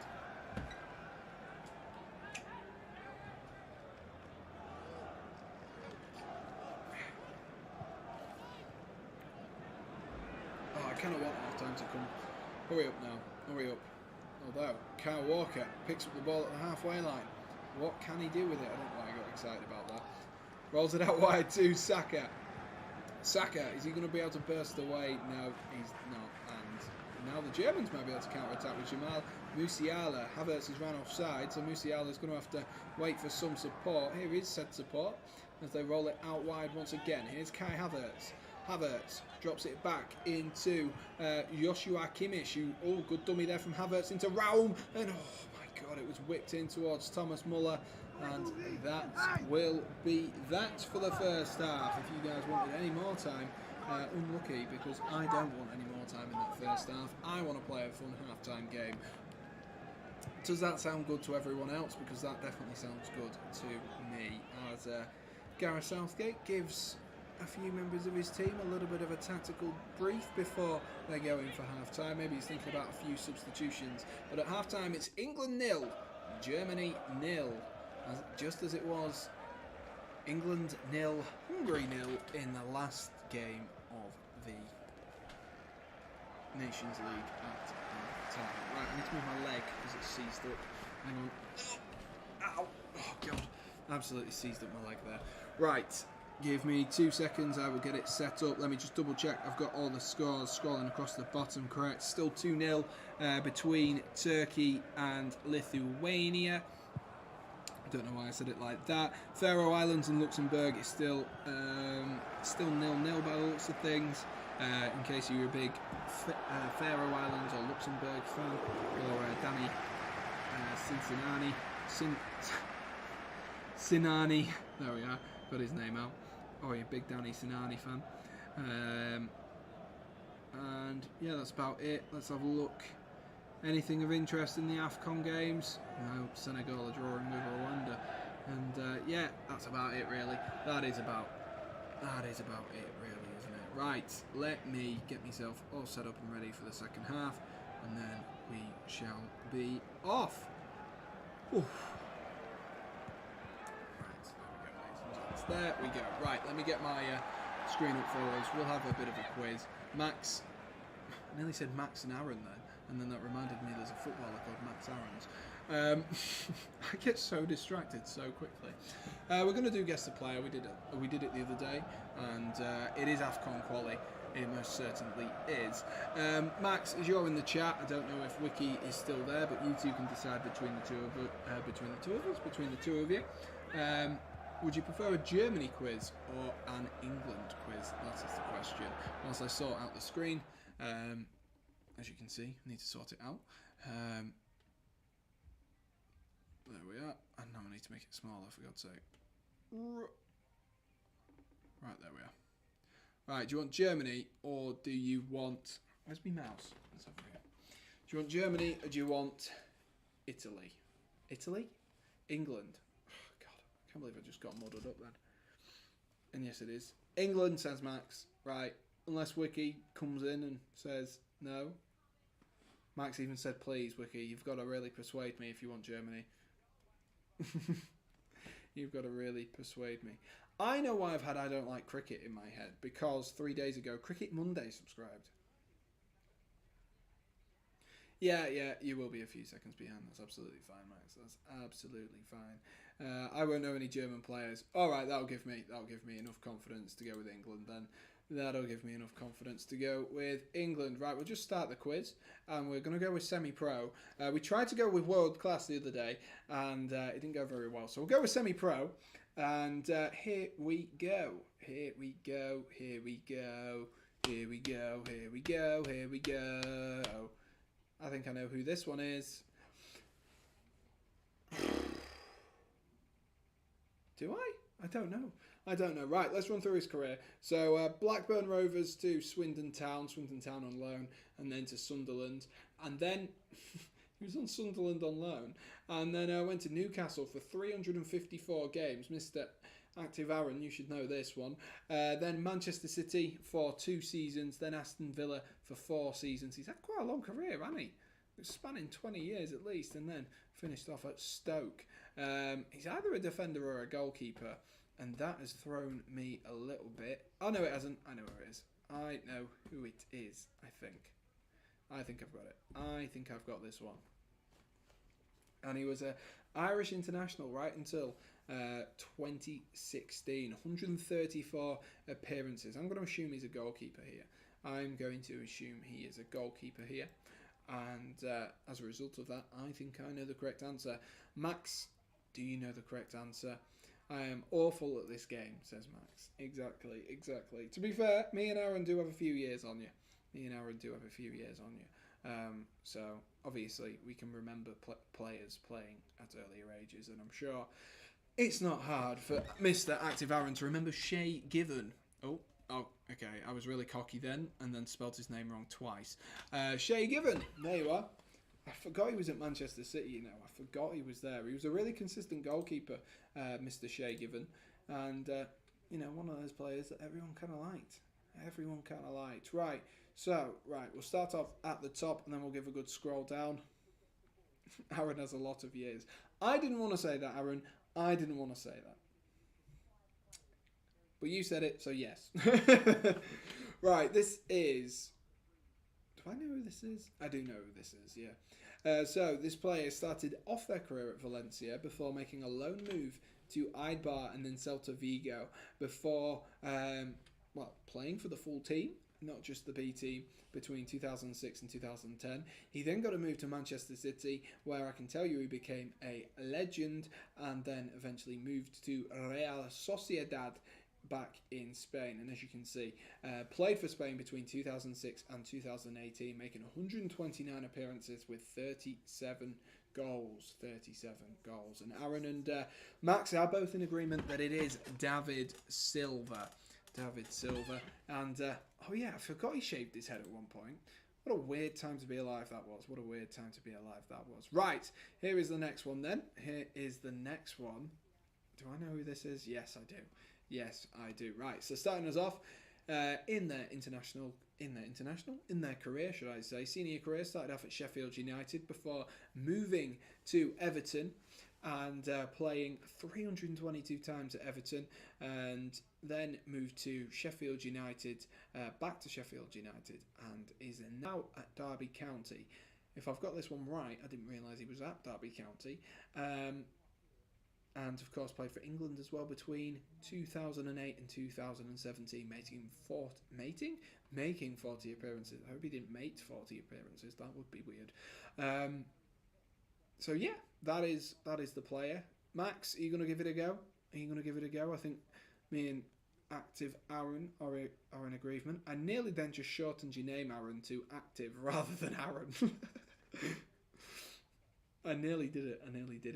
I do believe... I think you're right with that one. I think it is Phil Jagielka. I didn't realise it was at Derby County, though. How do you spell his name? Have you spelled it right? No, that was an R. Jagielka. There we go. Phil Jagielka. What's the correct answer there? For that one, right? That's 3 out of 15. And then we move on to the next one, and this is going to be a hard one. I reckon we just bin this one off. 1967 to 1984, and then played for Cork City for 2 games. Played 47 times for England, and then managed West Ham for 1 year. Redknapp. No. No. The teams managed would have been higher than that. I think we go in with a joker, we go for a photo, and we will try and guess who it is.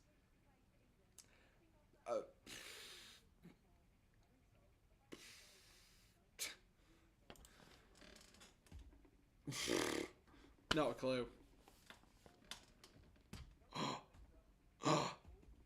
Oh, Aaron. Oh, I think you spelled his name wrong. There you are. Trevor Brooking. Never heard of him in my life. Maybe that shows my youth. Well done, Aaron. Well done. What a shout that was. Tell me Active Aaron doesn't know ball. He doesn't know ball. He definitely doesn't know ball.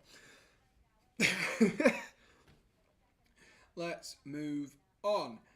The next player is here.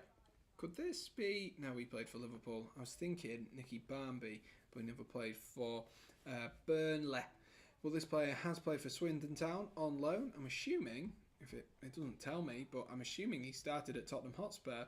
Looking at that, went to Swindon Town for a year, then went to Gillingham and QPR on loan. Didn't feature much for them either. Then went to Norwich City, then became a regular at Hull City between 2006 and 2010, with Burnley then snapping him up for 8 seasons, where he made 202 appearances, and then he is now at Fleetwood Town.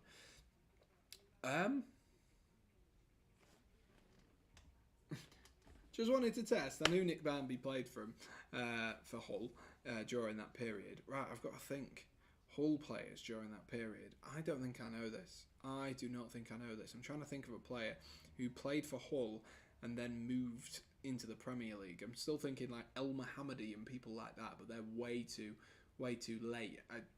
The thing is, Burnley would have been not in the Premier League at that point as well, so he will have come up with the Premier League. With Burnley into the Premier League, I would imagine. What I might do is I might go for a joker, and I might go for first name if anyone is okay with that. Hasn't made a national team appearance as well, so we're going to go with first name. It's Dean. Dean?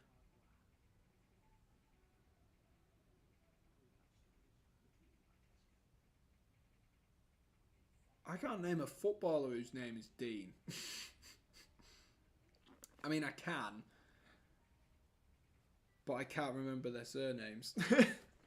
Oh, God. Oh, God. Dean. This is awful. This is awful. Dean Dykes. I mean, that would be right, but you're one letter short anyway. Dean Weghorst. I'm trying to think of players who played for Hull. Maybe I'm going about this the wrong way. Maybe we need to think about Burnley players. Played 202 times. Someone called Dean played 202 times for Burnley. I feel like I would have picked up on that. Picture. Yeah, that's a good shout. That is a good shout. Picture. Right, that helped in no way, shape or form. That helped me in no way. So we've got Dean and a picture of a receding bald man. Right, let's go letter.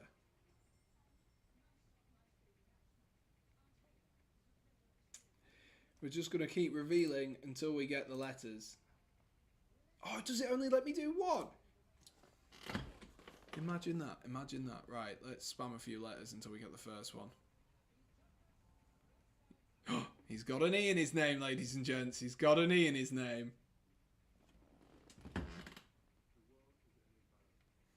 He's got an E in his name. E-Y. M. Oh! Oh. Ah!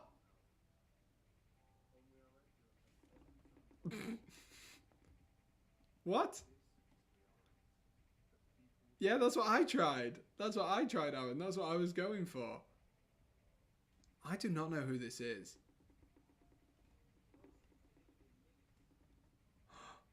I have never heard of that man in my life.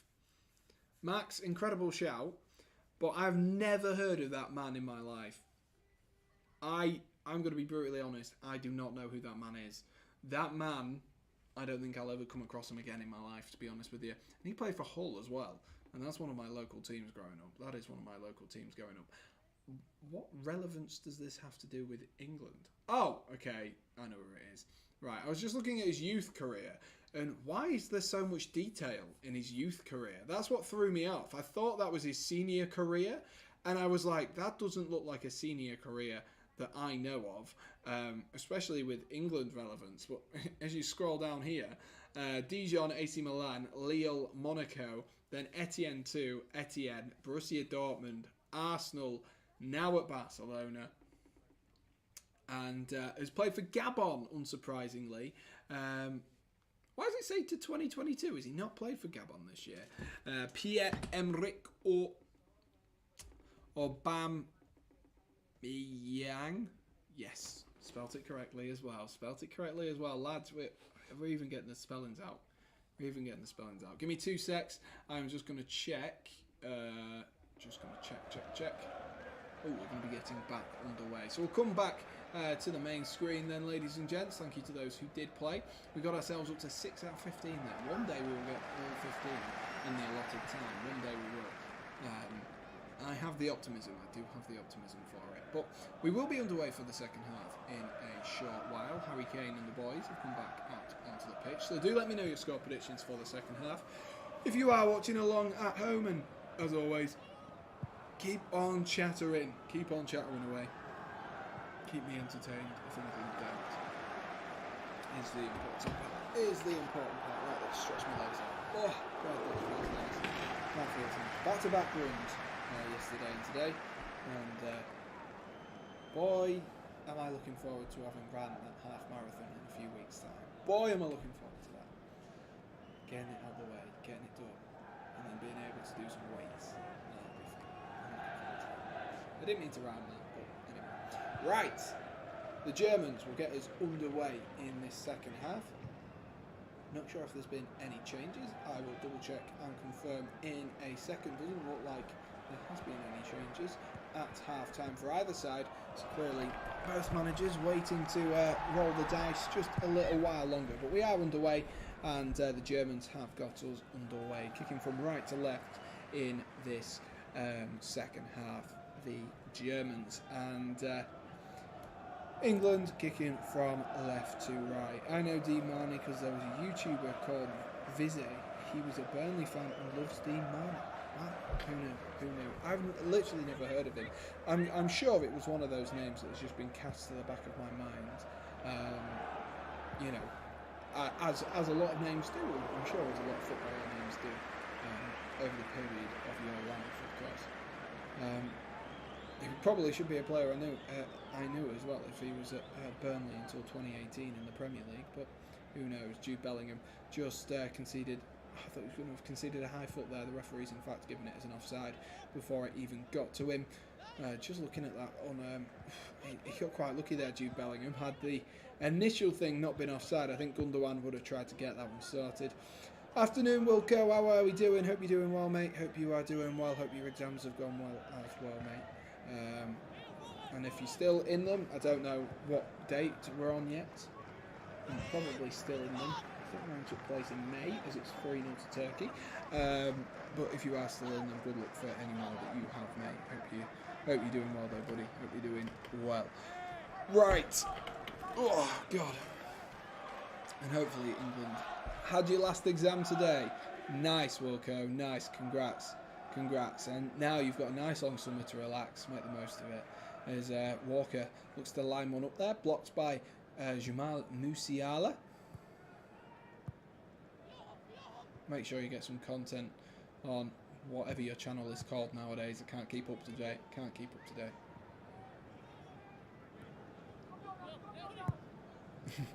It is, yeah. I can sympathise with that. It was the same last year for me when I finished uni. It was nice not to... you have that weird feeling of like, what do I do now? I was building up to that. What do I do now? Especially at the end of university, if you go to university, if you choose to go. Right at the end of uni, you're like, oh, I've built 3 years towards this, and then you're like, now what do? I don't have a job. I don't have... I'm in a house that I'm going to have to move back from, and all of that jazz. There's Raheem Sterling just fouls Joshua Kimmich there. Tries to get the ball back underway there, Thomas Muller, but Kimmich goes down in a heap. Not sure there was too much for him to have really felt too much pain. Maybe just a bit of a hard landing on the fall there for the German midfielder.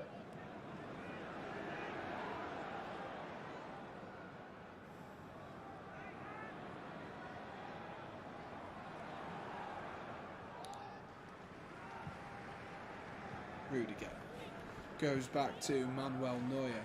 The Germans definitely made the better of the starts in the second half.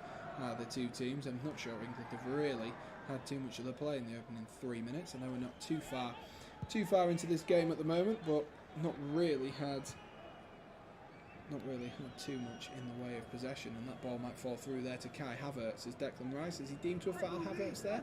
No, the ball's cleared forward by England, only as far though as Schlotterbeck, and that'll be, is that a throw-in for England? I can't quite work that one out there. Declan Rice there. Just needs to be a little bit careful. Went in with his studs up just a little bit. Wickie's back. Good stuff, mate. Good stuff. Just went in with his feet just slightly up there. Declan Rice just has to be a little bit careful. If he does get that one wrong, I'm sure he would find himself in the book.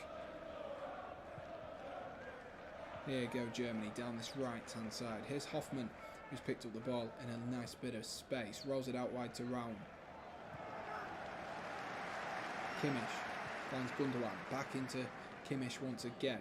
Rudiger looking for a switch ball out into this left hand side. Good initial touch there, and that's going to be flicked around the corner towards Jamal Musiala. And that's a good tackle there from Bukayo Saka doing his defensive duties. So far though in the second half, definitely the team that's come out looking like they want the win, looking like they're wanting the win, sorry, I can speak English, is Germany. Is Germany. I can't speak English, and the Germans who are doing well. Kai Havertz drifts into a little bit of space here. He's got the overlapping run and chooses instead to go to Kimmich. What a ball that is from Kimmich! Oh my gosh, what a ball! And what a finish that is from Hoffman! What a finish that is from Hoffman! It's an excellent, exquisite ball from Joshua Kimmich. He's disguised it. And it's a beautiful finish. It is a beautiful finish from Hoffman as well. But England, I said just moments ago, how slow was that start for the... How slow was that start there, guys? How slow. That will have been his second goal. You know, if the first one didn't get ruled out. Very Michael Owen comment for me to say there. But it's a lovely finish. A lovely finish. And again, England, in the second half, just don't come out like they're looking like they're meaning it. And who's marking Hoffman there? Who is marking Hoffman? Completely distracted by Kai Havertz. Harry Maguire steps up. Jordan Pickford, I think he should have done better. It is hit with some venom, but I'm not sure what Jordan Pickford is doing there. And to be honest with you, I think he will be very, very annoyed at himself there, the England keeper. And Hoffman, I can't say it's not been coming. I said earlier on that him and Kimmich have just been swapping round, and that was a prime example of it. He found that space, and Harry Maguire distracted by Kai Havertz right in front of him. And as a result, England are behind very quickly, as quickly as that. I think the swerve caught him out. Yeah, it looked like a weird one, as England might have had a little bit of luck though. Hungary have just scored. Nice. Lord hasn't come in to brag about Hungary scoring. Is that ironic, that one, isn't it? Ironic, that one. Right, but Hungary have scored to make it 2-1 in that game. Maguire poor again. Yeah, he just gets... I think he's ball watching, to be honest with you. An iconic quote that my old football manager used to say to me not just to me, to our team when we were about 6, was, you look like a herd of sheep. And that's the best way to describe Harry Maguire there. He looked like a herd of sheep. He was out of position. He looked like he was just getting distracted by something right in front of him and standing as close as he can to his pals. And it was too easy for the Germans there. Joshua Kimmich, don't get me wrong, an exquisite ball for that assist to Hoffman, and Hoffman did hit it well as well. Jordan Pickford, like I said, will be annoyed though that he didn't do better. What can England's response be like here? What can it be like? If they can get a good response here, then that would be excellent. Here is Mason Mount, who's going to take a shot, and what did that hit? Was that a save by Manuel Neuer? That wasn't very good camera work. It felt like it went out of focus, unless my eyes went out of focus. There, he picked up the ball in a nice bit of space there, Mason Mount, and drove that one in towards the goal. I'm assuming that rattled the post on its way out. But that is where Mason Mount finds that space. We saw him find it for Chelsea a couple of times this season, particularly I think the goal against Real Madrid. But he's not really been able to do that in this game because, like I mentioned, with England, the problem is we have too many players who like to drop in deep to pick up this ball. And it just doesn't work. You need people running in behind. And if every player is looking to do that, then it's going to cause you problems. You're not going to have that creative outlet as Jamal Musiala there tries to skip past Declan Rice again, doing his defensive duties. He's played well again tonight, Declan Rice, if not been the best player for England. Evening, Stacey, how are you doing? Maguire isn't even a joke anymore. That was poor defending there from Harry Maguire, I must say. I will defend the man when I can defend the man, and I think a lot of the abuse he's been getting has been completely unnecessary. But there tonight, that was really poor defending. I'm not saying give him abuse, but it was poor defending. Really, really ball watching, and was just following Kai Havertz for some reason. Trippier, good touch into Mason Mount. Mount loses the ball though, and Kimmich gets the toe in. I wonder when we'll see Jack Grealish into this game. He's thrown down the line there towards Harry Kane. Good flick there from Raheem Sterling. Here's Mason Mount, and that first touch was poor, but it's a great tackle from, I think that was Lucas Klosterman, who had come over to do his defensive duties. It's just a little bit better though. It is a little bit better, but I don't know why it's taken us to go 1-0 down for us to decide, actually, you know, we're going to put a press on the Germans tonight. I don't know why it's taken that. It should not take that. And actually, it was a really good save there from Manuel Neuer to parry that shot from Mason Mount, who hit it with some venom, I must say. In comes the corner though. It's going to be in from Kieran Trippier, who had stuff thrown at him there by the German fans, but no one will mention it in mainstream media because it's not the English. But here we go. Here is Thomas Muller breaking with a little bit of speed and pace, and he rolls it out wide into Kai Havertz against Jude Bellingham. Good tackle there, Jude. Hey, Jude. That was brilliant. Absolutely brilliant. There's Muller once again looking for Jamal Musiala there, and Pickford looked like he was going to come out, but John Stones didn't want to take any chances letting that roll back, and Musiala getting onto the ball, so he just took the ball himself and hoofed the ball back up the pitch. There's no tactical cohesion or understanding, says Wiki. Don't know how you can say England players have played well, even Rice. I think Declan Rice has played well. I genuinely think he's played well. I think he's played well. He's been breaking up the play, but the thing is, he can't do it all himself. Like, his defensive know-how and his positioning has been good. He's been nicking the ball back. It's just when he's nicked the ball back and, you know, he's distributed the ball to whoever, then they've just not done anything with it. These players are making up the game plan.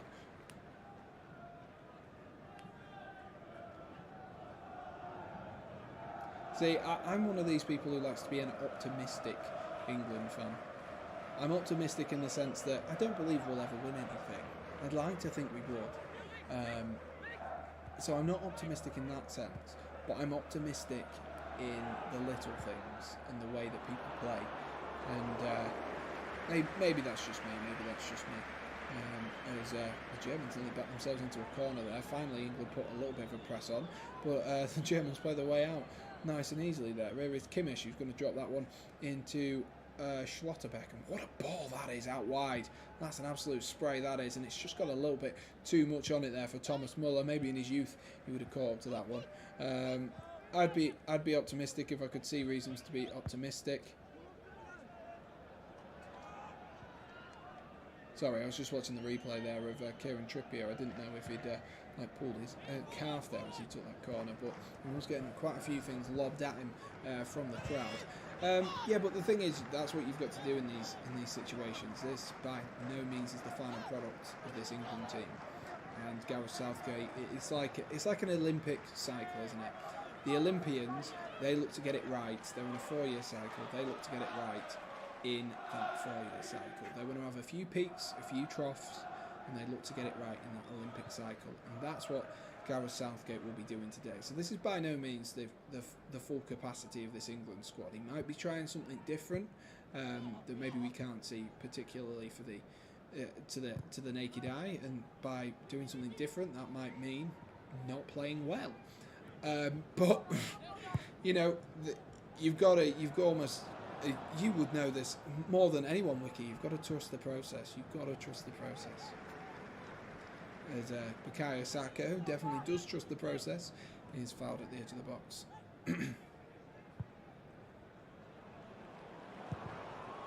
This is their full capacity. I'm not sure it is.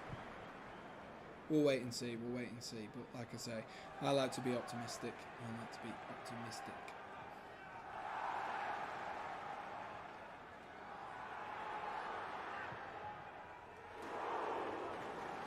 Admittedly, I would like to see England be a bit more competitive in this game. It's not been great, has it? I also don't know why we need 4 people stood over this free kick with Harry Kane, Mason Mount, Bukayo Saka and Kieran Trippier over here. I'm sure it will be something to do with so that they can discuss tactics. God, my brain just froze there. So that they can discuss tactics, but I don't think we really need it. Oh, it's someone from the training ground, and that was pants. That was pants. Why would that be a logical thing?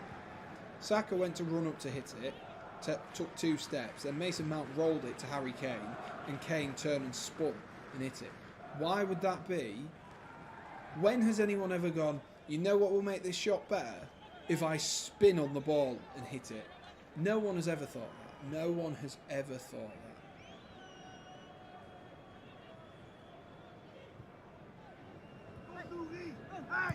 Good turn there from Harry Kane. Really good turn from the throw-in, actually. Here's Declan Rice. Drifts into a little bit of space. Rolls it out wide to Saka. Saka, he's still got Rice on as an option. Sorry, that was Sterling. And that was poor. Didn't notice the T-Rex arms there. Didn't realise they'd swap back onto that right-hand side as well from that. Saka is faking corners as well. Yeah, I don't see the point in it. I really don't see the point in it. But I've never once gone, you know what would have made that free kick better? If someone rolled the ball to me and instead of just shooting at the goal, I spun and then kicked the ball. I don't understand that from Southgate. I understand putting a bit of disguise on it, and you can do it in other ways with the Saka sort of a step up and then the other person running hitting it, and that might catch him off guard, but it's never going to work. You've got to hit that absolutely perfectly. And also, if you're shooting and spinning, you can't decide where you're hitting the ball because you're having a snapshot. You get snapshots at the best of times at this level for strikers, and they've got to pick up the ball as best as possible. So why, when you've got the quality from a free kick of Trippier and Mount in particular, would you bother making Harry Kane take a snapshot?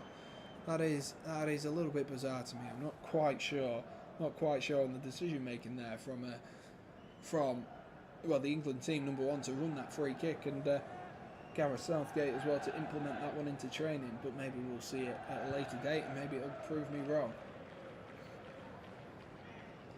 Here go Germany again. They've just slowed up the play just a little bit here, just as they don't have to test and probe. That's a good ball by Kimmich, though, to put it out wide to Muller. Poor pass, though, by, I think that was Gundogan. And England might be able to break there. I nearly said Chelsea. His body position was wrong for that shot. It really was. I don't know why you'd turn and shoot. I don't think I've ever gone, like I said, I don't think I've ever gone, oh yeah, you know what will make this shot better, and I could do it better. Yeah, if I spun and hit the ball, not knowing where the goal is really, and not knowing where anyone on the German team is either, or where the keeper is. But Germany have just given the ball away to Sterling here, and Sterling, that was pants. That was pants. And Neuer looks to take the goal kick quickly, and he's giving the ball away to Kyle Walker. And don't worry, Manuel Neuer. Walker will do the pass for you as he fails to find Jude Bellingham, and Jude Bellingham gives the ball back to Musiala.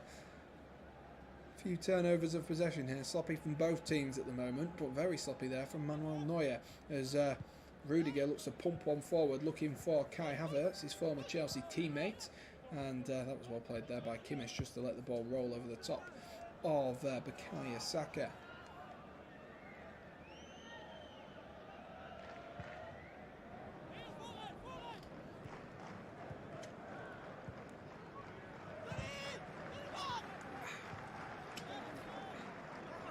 Tasty. And it looks like Germany are going to be the first ones to make a change, and it's a little bit disheartening that, isn't it? With 1-0 down, 60 minutes on the clock, and Gareth Southgate hasn't gone, yeah, you know what, we should make a change. Now, it's the Germans who are going to make a change, and it looks like, looking at that frizzy hair, it looks like it's going to be Leroy Sané and Timo Werner who are going to be the players coming on for Germany. Assuming for Kai Havertz, and then for one of the wide men as well. England just finally putting on a bit of a press here. Manuel Neuer nearly got his legs in a tangle there, but he still managed to find Kai Havertz because no one dropped in there to mark him. and now the Germans might be able to move the ball forward. Here is Kai Havertz into a little bit of space. He's got support out wide from Hoffman. He's also got support from Jamal Musiala, who he's decided to use. Here is İlkay Gundogan into Raul, back into Gundogan again. The opportunity for the counter-attack is definitely gone now, but the Germans still have the ball, and they're going to test as Mason Mount tries to put a press on his former Chelsea teammate Antonio Rudiger.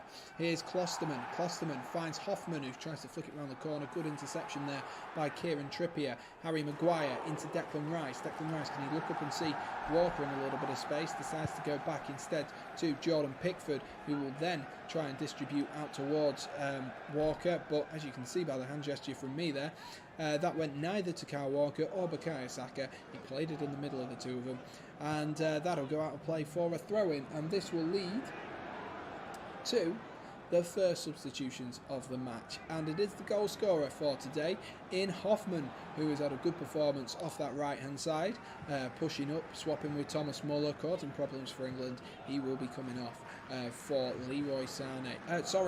Serge Gnabry. I thought the number 10 would be Leroy Sané, but it wasn't from that distance. The frizzy hair, I've not seen Serge Gnabry with that frizzy hair, but it is Serge Gnabry coming on. That would make sense as well.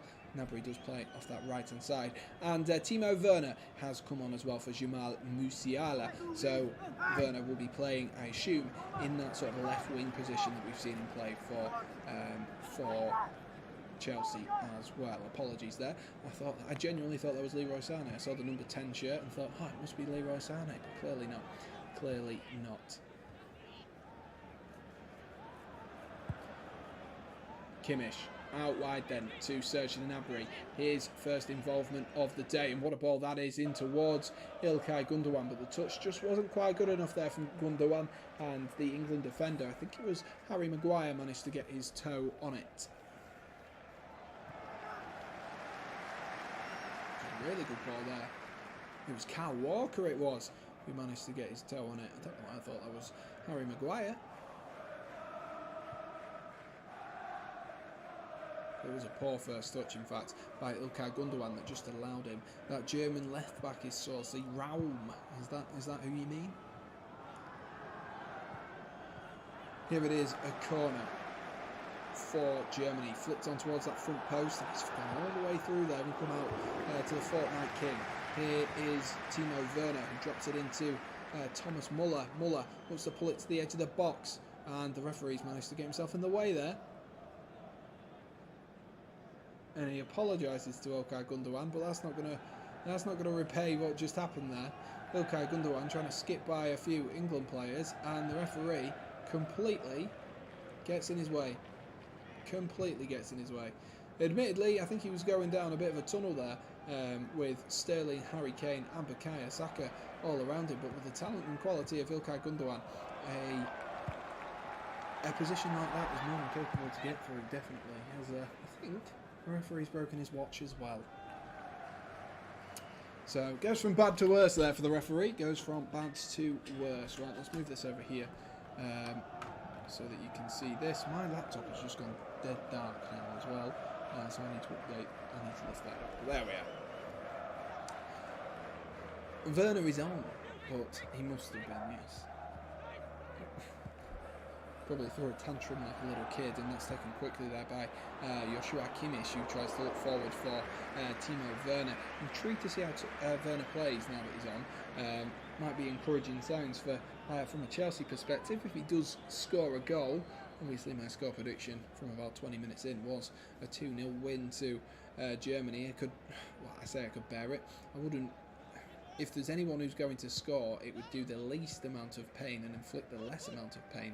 If it's either Havertz or Werner, from a Chelsea perspective, of course.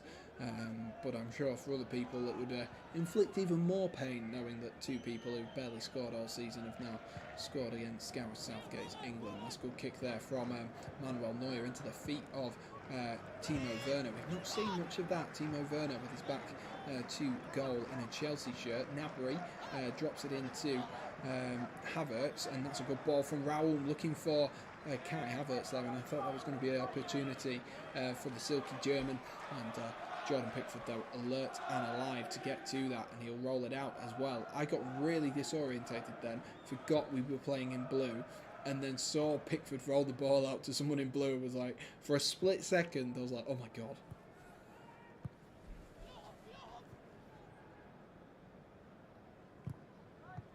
Oh, come on, England. Come on, England. Oh, come on, England. To give the ball away once again. What a surprise. Great football again to open up England. Yeah, they are. The Germans are moving the ball around nicely. We will be seeing another substitution for England. The first, well, I say another. Well, I guess it is another, isn't it? It is another, because Jude Bellingham came on. But a non-forced substitution for England as John Stones steps over the ball in the most weird fashion possible. And it will be Jack Grealish who's coming on. I expect that to be for Mason Mount. But knowing the way that Gareth Southgate loves Mason Mount, I assume it'll be Saka. Sam D. Goldbridge impression saying Southgate is a bloody pig. I am very much someone who's a parrot, so I listen to stuff and then I repeat them back. That's how I learn how to do stuff. So unless I've heard someone say that word, then that's how I do it. Whereas Muller looks to clip in a ball towards that back post, and that one's cleared towards Raul, who's going to whip in a ball, and that's a good ball towards the back post, and that might be, oh my god, that's a great save by Jordan Pickford, I think. A side-footed volley by Thomas Muller, great ball in from Raul, and a brilliant save by Jordan Pickford, it looked like, because it hit it into the ground as well, so that could have caused some problems for Jordan Pickford, depending on where that bounce went, because he hits it downwards into the floor, and they can be a real trouble sometimes for the keeper, depending on the surface. I was going to say surface temperature, I'm not on F1 anymore. The surface type and how the ball plays. But in case you're wondering, Luxembourg have just scored as well in Group C.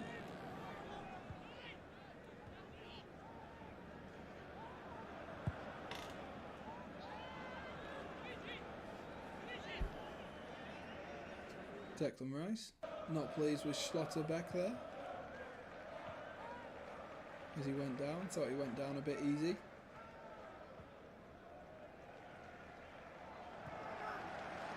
So the Germans do have a throw in inside the England half, quite a long way inside the England half as well.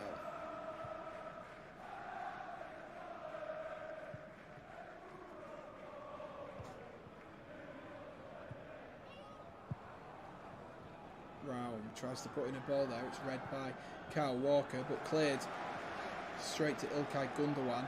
They just can't get the ball out, can they? They cannot get the ball down, and England's press there was awful. So easy to get the ball through there from Gundogan to Kimmich. Kimmich's pass in the end wasn't the greatest, and Jude Bellingham is able to clear it, but it wasn't great. It was not great, and it looks like it's going to be Mason Mount who is going to be making way for Jack Grealish. That looks like it's going to be the substitution. I think that is just going on down there, and it looks like it is, as Turkey score a fourth against Lithuania. Turkey score a fourth.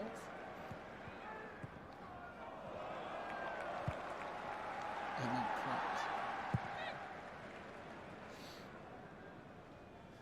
And Jack Grealish is on. Come on, Jack, let's see something then. Harry Kane bursts into some space. Well, as much as Harry Kane does burst. Here is Declan Rice there, who's got his legs open. That sounded weird. Into Jack Grealish, back into Declan Rice. Declan Rice, oh, the tackle just came just in time. And it's well nipped back, actually, by Kyle Walker into Saka, who for some reason decided there was an option to roll that one into Jack Grealish or play it into pretty much two German players, and went, you know what, I'll play it into the German players. Shows the decision making so far today. Really shows the decision making so far today for England. Really disappointing. Here's Raheem Sterling back into Jude Bellingham, who rolls it out wide to Jack Grealish. Oh, I thought that was going to I had a replay in my head there. From the game in the Euros. That's what I had in my head. It was the game in the Euros where Sterling ran across the front of that, and Jack Grealish or Luke Shaw, in that case, played in a nice ball. Evening to Andrew as well. Good to see you, Andrew. Hope you're doing okay. Says great coverage. Thank you, Andrew. Thank you. And great to see you. Great to see you. In comes the corner from Kieran Trippier. It's whipped towards that back post onto Slabhead's head, and that's going to dip. It was dipping underneath the crossbar there, and Harry Kane was just loitering around, and Manuel Neuer had to deal with it, and he did just about. It was a bit of a combination between him, the defender, beside him as well, as Jack Grealish drops the ball, trying to get it into Bukayo Saka, and England give the ball away again. And here go Germany on transition with Kai Havertz. Havertz rolls it down the line for Werner. Oh, what a save. What a save. A poor shot from Kai Havertz, from Timo Werner, sorry. But I thought that was going to slide in. And Pickford's done well, made himself big. Declan Rice is like, so I know. I thought, actually, that was decent, actually, from Jordan Pickford. Not the greatest, but not the worst of saves. It was just decent. Maybe it was a little bit too complimentary, but I thought it was just going to sneak through when it first bounced. I thought Werner had placed it nicely, but it turns out it was a good left hand onto that from Jordan Pickford. There's going to be another German sub here by the looks of things. Don't know if that is going to happen now. It is going to happen now, and it looks like it's going to be the veteran, the legend, the man, the myth, that is Thomas Muller, who's going to be making way for Leon Goretzka.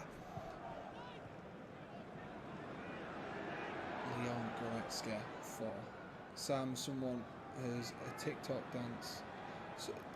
Someone on TikTok done almost the same thing like you with F1 comparison. I mean, I've got nearly 1 million views on one of the videos, Max Oliver. So, if they want to do it, they can. I mean, I can't stop people. I've got nearly 1 million views on one of the videos, so I'm pleased with that. Jack Grealish puts in a delightful ball. Harry Kane! Oh my God, what a save that is! What a save that is, Manuel Neuer! How has he saved that, the German? What a save! It's a great ball in from Jack Grealish, just what we needed. England take the corner quickly, though. Back into Jack Grealish. Here's Trippier, who's going to clip the ball in towards that back post and goes out for a goal kick. What a save. What a save. It's an excellent ball from Jack Grealish on a sixpence. Harry Kane does well. It's just slightly, Harry Kane didn't quite have enough pace to get in front of that. And he just sort of like slides in, swings his leg at it, and it's an excellent save. And I don't know how that hasn't gone in. Manuel Neuer, what a save that is from the big German. What a save that is. And Schlotterbeck and the other defenders there look on in absolute awe at their goalkeeper after a fantastic save. Is that England's first clear-cut chance? It seems like it is, yes. It does seem like it is. Or at least a clear-cut opportunity that has found its way on target. Anyway, the Faroe Islands have had 2 men sent off now. So everything's falling apart for us Faroe Island followers.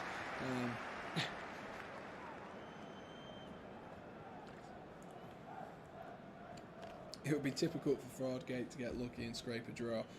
I mean, if he keeps doing it, is it luck or is it good management? I'm not saying it is, but that's just the question. You can't be lucky multiple times because then it just becomes a pattern. They do need to take the chances, though. They definitely need to take the chances. Big chances like that as well. Harry Kane, though. To be honest with you, I don't think Kane could do much more. It's just an excellent save from Manuel Neuer. Almost like Courtois in the Champions League final. It was one of those where it's like any other day that goes in or ricochets in off Manuel Neuer. As Gundogan's got a little bit of space here, and if he can pick out the right ball, he might be able to pick out Serge Gnabry, but Gnabry was just offside there. It's dropped back instead. Here is Joshua Kimmich, who's got a little bit of space as well. We saw what he could do with the space earlier with that assist for Hoffman, and what an excellent assist it was as well. Klosterman back into Joshua Kimmich. Here's Werner. Into Kimmich once again. Just taking the time. There's Goretzka. Gnabry. Klosterman. Goretzka. Now they're just dictating play. They're going to take the tempo out of this. They were maybe like, you know, just take the time. Just take the time. That's a good ball in behind if you can keep it on there, and not quite. England defenders managed to get themselves back in. Declan Rice, what's he going to do with that? He's done well. He's done really well there, and the referee he's blown up. He's given it as a foul. He's given it as a foul. Yeah, I was quite pleased with that TikTok. If anyone has TikTok and you're not already following me, you can go follow me over at Redgate-Large. But yeah, pretty pleased with how those TikToks have been doing. Gained 3,000 followers on TikTok within the space of, well, since the bank holiday weekend, since I uploaded the first one. So I've been very pleased with how those have gone down and the reception that they've made as well. Jared Bowen comes on for Bukayo Saka. England's third substitution of the evening. Bukayo Saka, I don't think he's been bad tonight, but again, like most of the England players tonight, has been very, very quiet for most parts and not been a good representation. Jared Bowen, though, was very positive at times in the game against Hungary, had the best of the opportunities, just needs to take one of them tonight if that is possible. Here is Kai Havertz, who's going to roll it into Gundogan. Gundogan tries a back heel, and that might be a foul there on Kyle Walker. Referee's going to wave play on as Jared Bowen gets those legs motoring. He's trying to get away from Joshua Kimmich, and that's a great tackle there from Joshua Kimmich. And it's 5-0 to Turkey as well. 5-0 to Turkey. Man keeps dodging death like Tom and Jerry. Have you heard the thing about that? What was it? Something about Tom actually liked Jerry, but he had to get close to getting it, so that's why they didn't buy like a new. Is it a cat and a mouse? Is that? I can't quite remember what the animals were. I feel like it was a cat and a mouse. Yeah, that would make sense. And that's why they didn't get a new cat, because he was that close to getting him. So I had to make it look believable. He actually liked him, but if he didn't do his job, they'd get a new cat and they'd get him. So there you are. It was all fun and games. All fun and games. Reece James is stripped and ready. As Kieran Trippier's getting loads of stuff thrown at him once again. Trippier's going to take that corner quickly and find Raheem Sterling at the edge of the box. Raheem Sterling drifts into space and also sends the ball into space as well. Oh, hang on, I've just seen it fly past Huddersfield as well. Nice one, Raheem. Nice. That was a good shot. Might see it outside your window next. Might see it out your window next. Yeah, I think Wiki's right with that one. Sounds like people are overthinking it again. 6-0 to Turkey. Bloody hell. Why did we watch Turkey-Lithuania? You guys all laughed at me. Should have watched Turkey versus Lithuania. Admittedly, I would not have pronounced a single name right in that game. But 6-0. God, what I'd do to see 6 goals in this game. What I'd do. Trust me, if I were in the stadium watching this England performance, I'd throw things too. Nice. It just flew over me in Cornwall. Nice. It's like a shooting star, isn't it, Raheem Sterling's shot there.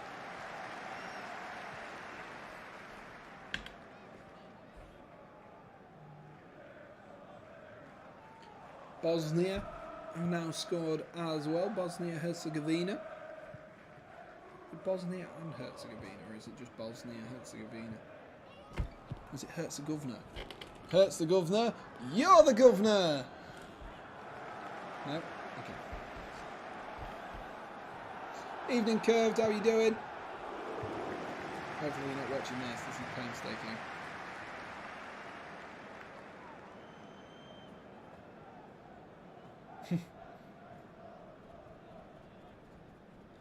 Here he is. Here's Leroy Sané and his crazy hair. Don't know who's making way here. It's Ilkay Gundogan.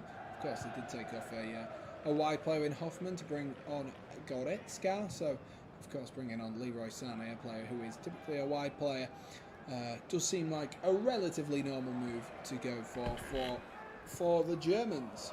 With about 8 minutes left, potentially an opportunity there for him to put those was going to say long legs, but I'm going to go with fast legs. I don't know if anyone's ever described someone's legs as fast before, but he is very fast. He is very fast. I saw something the other day, and I really hope you guys were as amused by this as I was. But why is it, and bear with me on this one, why is it, like, when you're younger, being quick is the only thing anyone ever wants to be, right? Like, the kids at school who were cool were the quickest ones in the year. And yet, I have never seen a trait drop off that rapidly so that no one cares about it. Oh my God, Jared Bowen whipped in a delightful ball in towards that back post, and Klosterman just managed to get in front of Raheem Sterling by the looks of things there, and put it wide. But yeah, maybe we should make it a thing. Maybe we should make being able to run quickly a desirable trait once again. Maybe that's what we need to start demanding. You know, we demand in our partners. Oh my God, Harry Kane, is he fouled? Surely, ref! Surely, ref! Surely! What? Oh, and here go Germany. Leroy Sané. This could be controversial. Oh, Kyle Walker. Look at the legs on him. That's going to go to VAR, surely.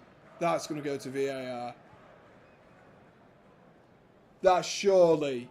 Harry Kane, like, he might not get to the ball, but it doesn't matter. There's definite contact. It's a foul.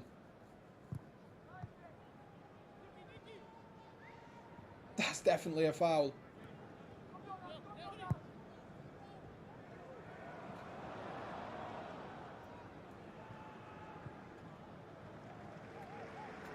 Oh, he's going over to the monitor, ladies and gents. He's going to the monitor. You know what this usually means. You know what this usually means, ladies and gents. If you are slightly ahead of me.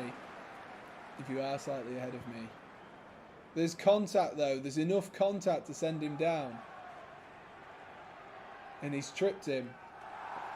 It might be a light one, but he's tripped him. And subsequently made him fall. I'm not saying Harry Kane would get to that, but the likelihood is, you look at the direction Harry Kane is moving as well. Is he going to give it? He's given it!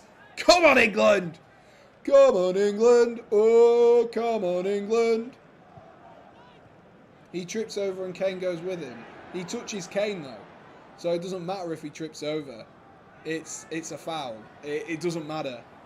It doesn't matter if he's tripped over and it's accidental. It's still a foul. That's the problem. It is still a foul. He's made contact with him. It's clumsy from him, to be fair. And now, like Max says, Harry Kane, come on, do your job.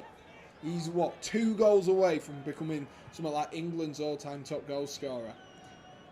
And he's got an opportunity here tonight to get England pretty much undeserved point. Stop complaining, Wiki, says Max. Absolutely, he just wants Gareth Southgate out of a job.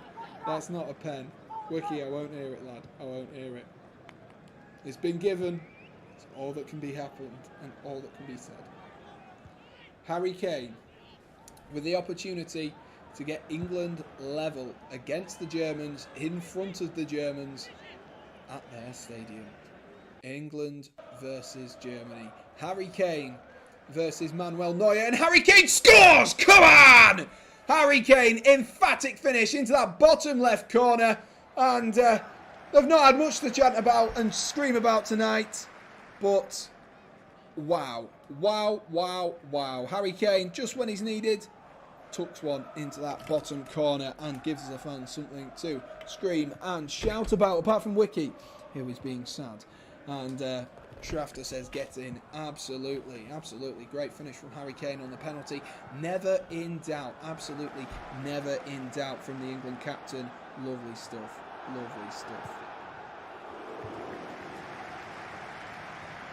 Right. What minute was that? 87? We'll go 88. Harry Kane! Oh my God. Shafter reckons we'll score again. He went with 2-1, didn't he? He did go with 2-1 to England. So maybe, trust me, Sam, you know this feeling with Chelsea too. I mean, I still think that's a penalty. I definitely think that's a penalty, but I know what you mean about like glossing over the performance, yes. But I do think that was definitely a penalty. I know it's unlucky and it's unfortunate, but he's made contact with him and he's subsequently tripped up Harry Kane. And Kane, yes, he might not have got that touch initially, but he would have ran onto the ball either way. So for me, it's definitely a penalty. There's contact there. It's almost kind of similar actually in the sense of that second Huddersfield Town potential penalty in the Championship playoff, which again should have been a penalty. I'm not salty whatsoever. I don't know what you mean. I don't know what you mean. Having to watch your team play entirely trash. Yeah, pretty much. That's how Chelsea have been for quite a lot of this season. I can't remember a game like with Chelsea where I've been like, my God, they played well. I think the last time it was the first game against Arsenal this season was the way that I felt like that. Right, guys, let's have a look how many likes we're on as we're coming to the end of this stream. We are on 13 likes. If you could help me get up to that magical 15 number, that would be absolutely fantastic. 2 away, if you could do that. 2 away. Could be a valuable point there for England in this, especially with Hungary losing. Puts them in touching distance of the Hungarians. Here goes Kyle Walker, who's found Jared Bowen into Harry Kane. Harry Kane, good switch out wide there to Jack Grealish. Grealish, what's he going to do? Is he going to get his head up? He looks to roll it into Kane. Oh my God, Harry. That was the man who you wanted in that position. 4 minutes of added time at the end of this second half then, as a German player goes down there.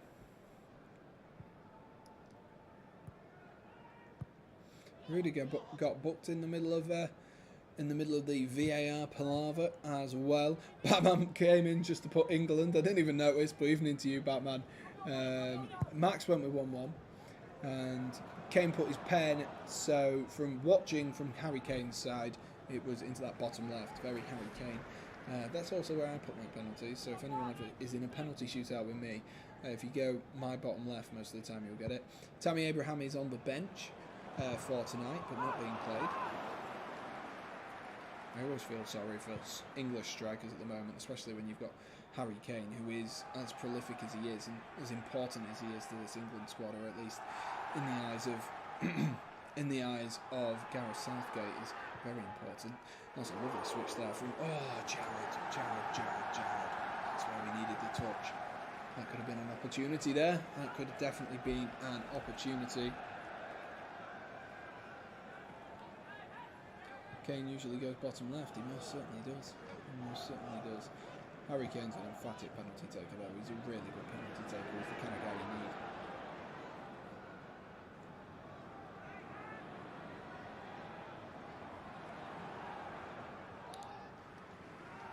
Especially tonight, Ricky. I agree. I don't think they are at capacity of this squad.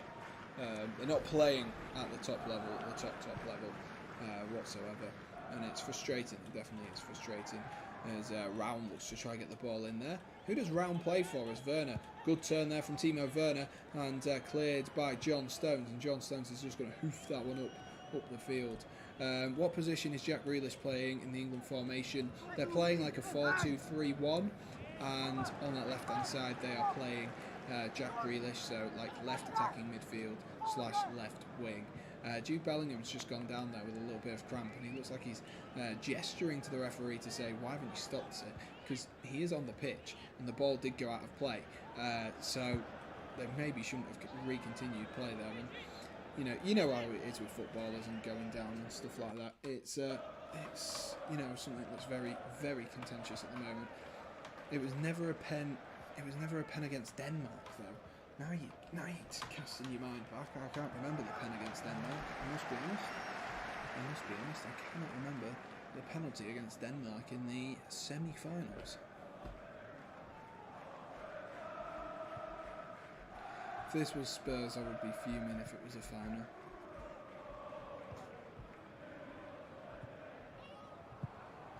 No contact whatsoever. I can't remember it. I remember it being contentious. Was it the one where like Sterling got squeezed into a gap where he couldn't go any further? Was it like that?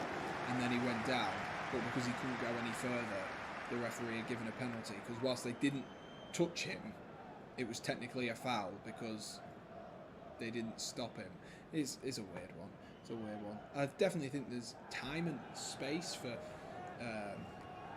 like if you're going for a slide tackle, you don't touch someone, but if they don't jump out of the way, they get hurt. I definitely think that could be. Oh my God, Harry Maguire! That was such a weak header. Thank God Jordan Pickford was alert to that. That would have just completely have ruined him. 10 seconds left, and then we're out of the pain, out of the boredom. Jude Bellingham is overrated like Jadon Sancho. Nah, Jude Bellingham is quality. I've got to disagree with that one. And there we are. That is full time, ladies and gents. That is full time. But I got to disagree with you there, Batman. I really like Jude Bellingham. I think he's got a lot of good qualities. We just didn't see it tonight. It wasn't the best of games. Like Wiki has been moaning and rambling on about all night tonight. It hasn't been the best of games for England. And, a point at the end of the day was a very, very lucky point. A very lucky point. Is probably the easiest way to say it. But over the course of 90 minutes tonight, it's just not been good enough for England. It's been difficult, and they've made it difficult as well with very unexpansive football. And there was a difference made. You could see with Jack Grealish coming on, there was a difference made there. Hopefully Gareth Southgate has seen that and has seen that, it did play better. I do think defensively we could have looked better tonight. We could have looked better as well if it was, we could have looked better in that 4-3-3 formation, but it was a very negative 4-3-3 formation, as it was with the 3-5-2 or the 5-3-2 or whatever you want to call it, or the 5-2-3. It was a very negative setup, and that was the problem all night for me. And we've got at the Molineux, in weird place to have it, but we've got England versus Italy at Saturday at 7 p.m. So that is Saturday evening. Might try and pluck up the guts to do that. If not, I might go watch it in the pub. Why not? It'll make it a little bit more interesting, won't it? Make it a little bit more interesting. Sancho was the same as him. Look what happened to him in the Premier League. Yeah, I think though that Sancho has Jude Bellingham has a bit more about him, and he's a little bit younger as well. He's still moulding, still developing. So I don't think you can call youngsters overrated. You've got to wait until they've got a few years behind them, and then you can have a lot of potential like Jude Bellingham and Jadon Sancho, and not realise that potential. But then that doesn't make you overrated. You could be like, oh, he was a really good player. Someone who I've never seen the potential of is Callum Hudson-Odoi, and I don't think he has that potential to be a world beater. I will happily eat my sock if that is the case, but it's very strange, very strange. Anyone can look good in the German language. Oh yeah, natürlich, yeah. Southgate hasn't seen anything, Sam. He's the glorified mascot. He's just there to high-five the players. Sancho is class, but United are terrible. Like I say with Jadon Sancho, I think if he'd have gone back to City, where he had his youth career, and Grealish had gone to Manchester United, I think we'd be talking about two completely different players than what we have seen over the last season. Just, for me, didn't overly make sense. But what I will do is, guys, I'm going to leave you guys there. It's been a boring night in terms of the football tonight, but I am absolutely knackered, and I need to be up slightly earlier as well for work tomorrow, so I'm going to leave you guys to it. Like I say, if you are on other social media, Instagram, TikTok, go and check me out. I am, of course, Sam Redgate-Large on there as well, and I have been publishing on there quite a lot, so if you are wondering where's the content coming from in terms of proper videos, that's where it's coming from. So if you want to keep up to date, and of course drop us a follow as well, and then I can follow you back, and we can send memes. Great stuff. But I will leave you there. I've had a good night. Hopefully you guys have as well, and hopefully you guys enjoy the rest of your week if I don't see you before the end of this week. So guys, thank you for watching, and as always, most importantly, stay safe. Cheers.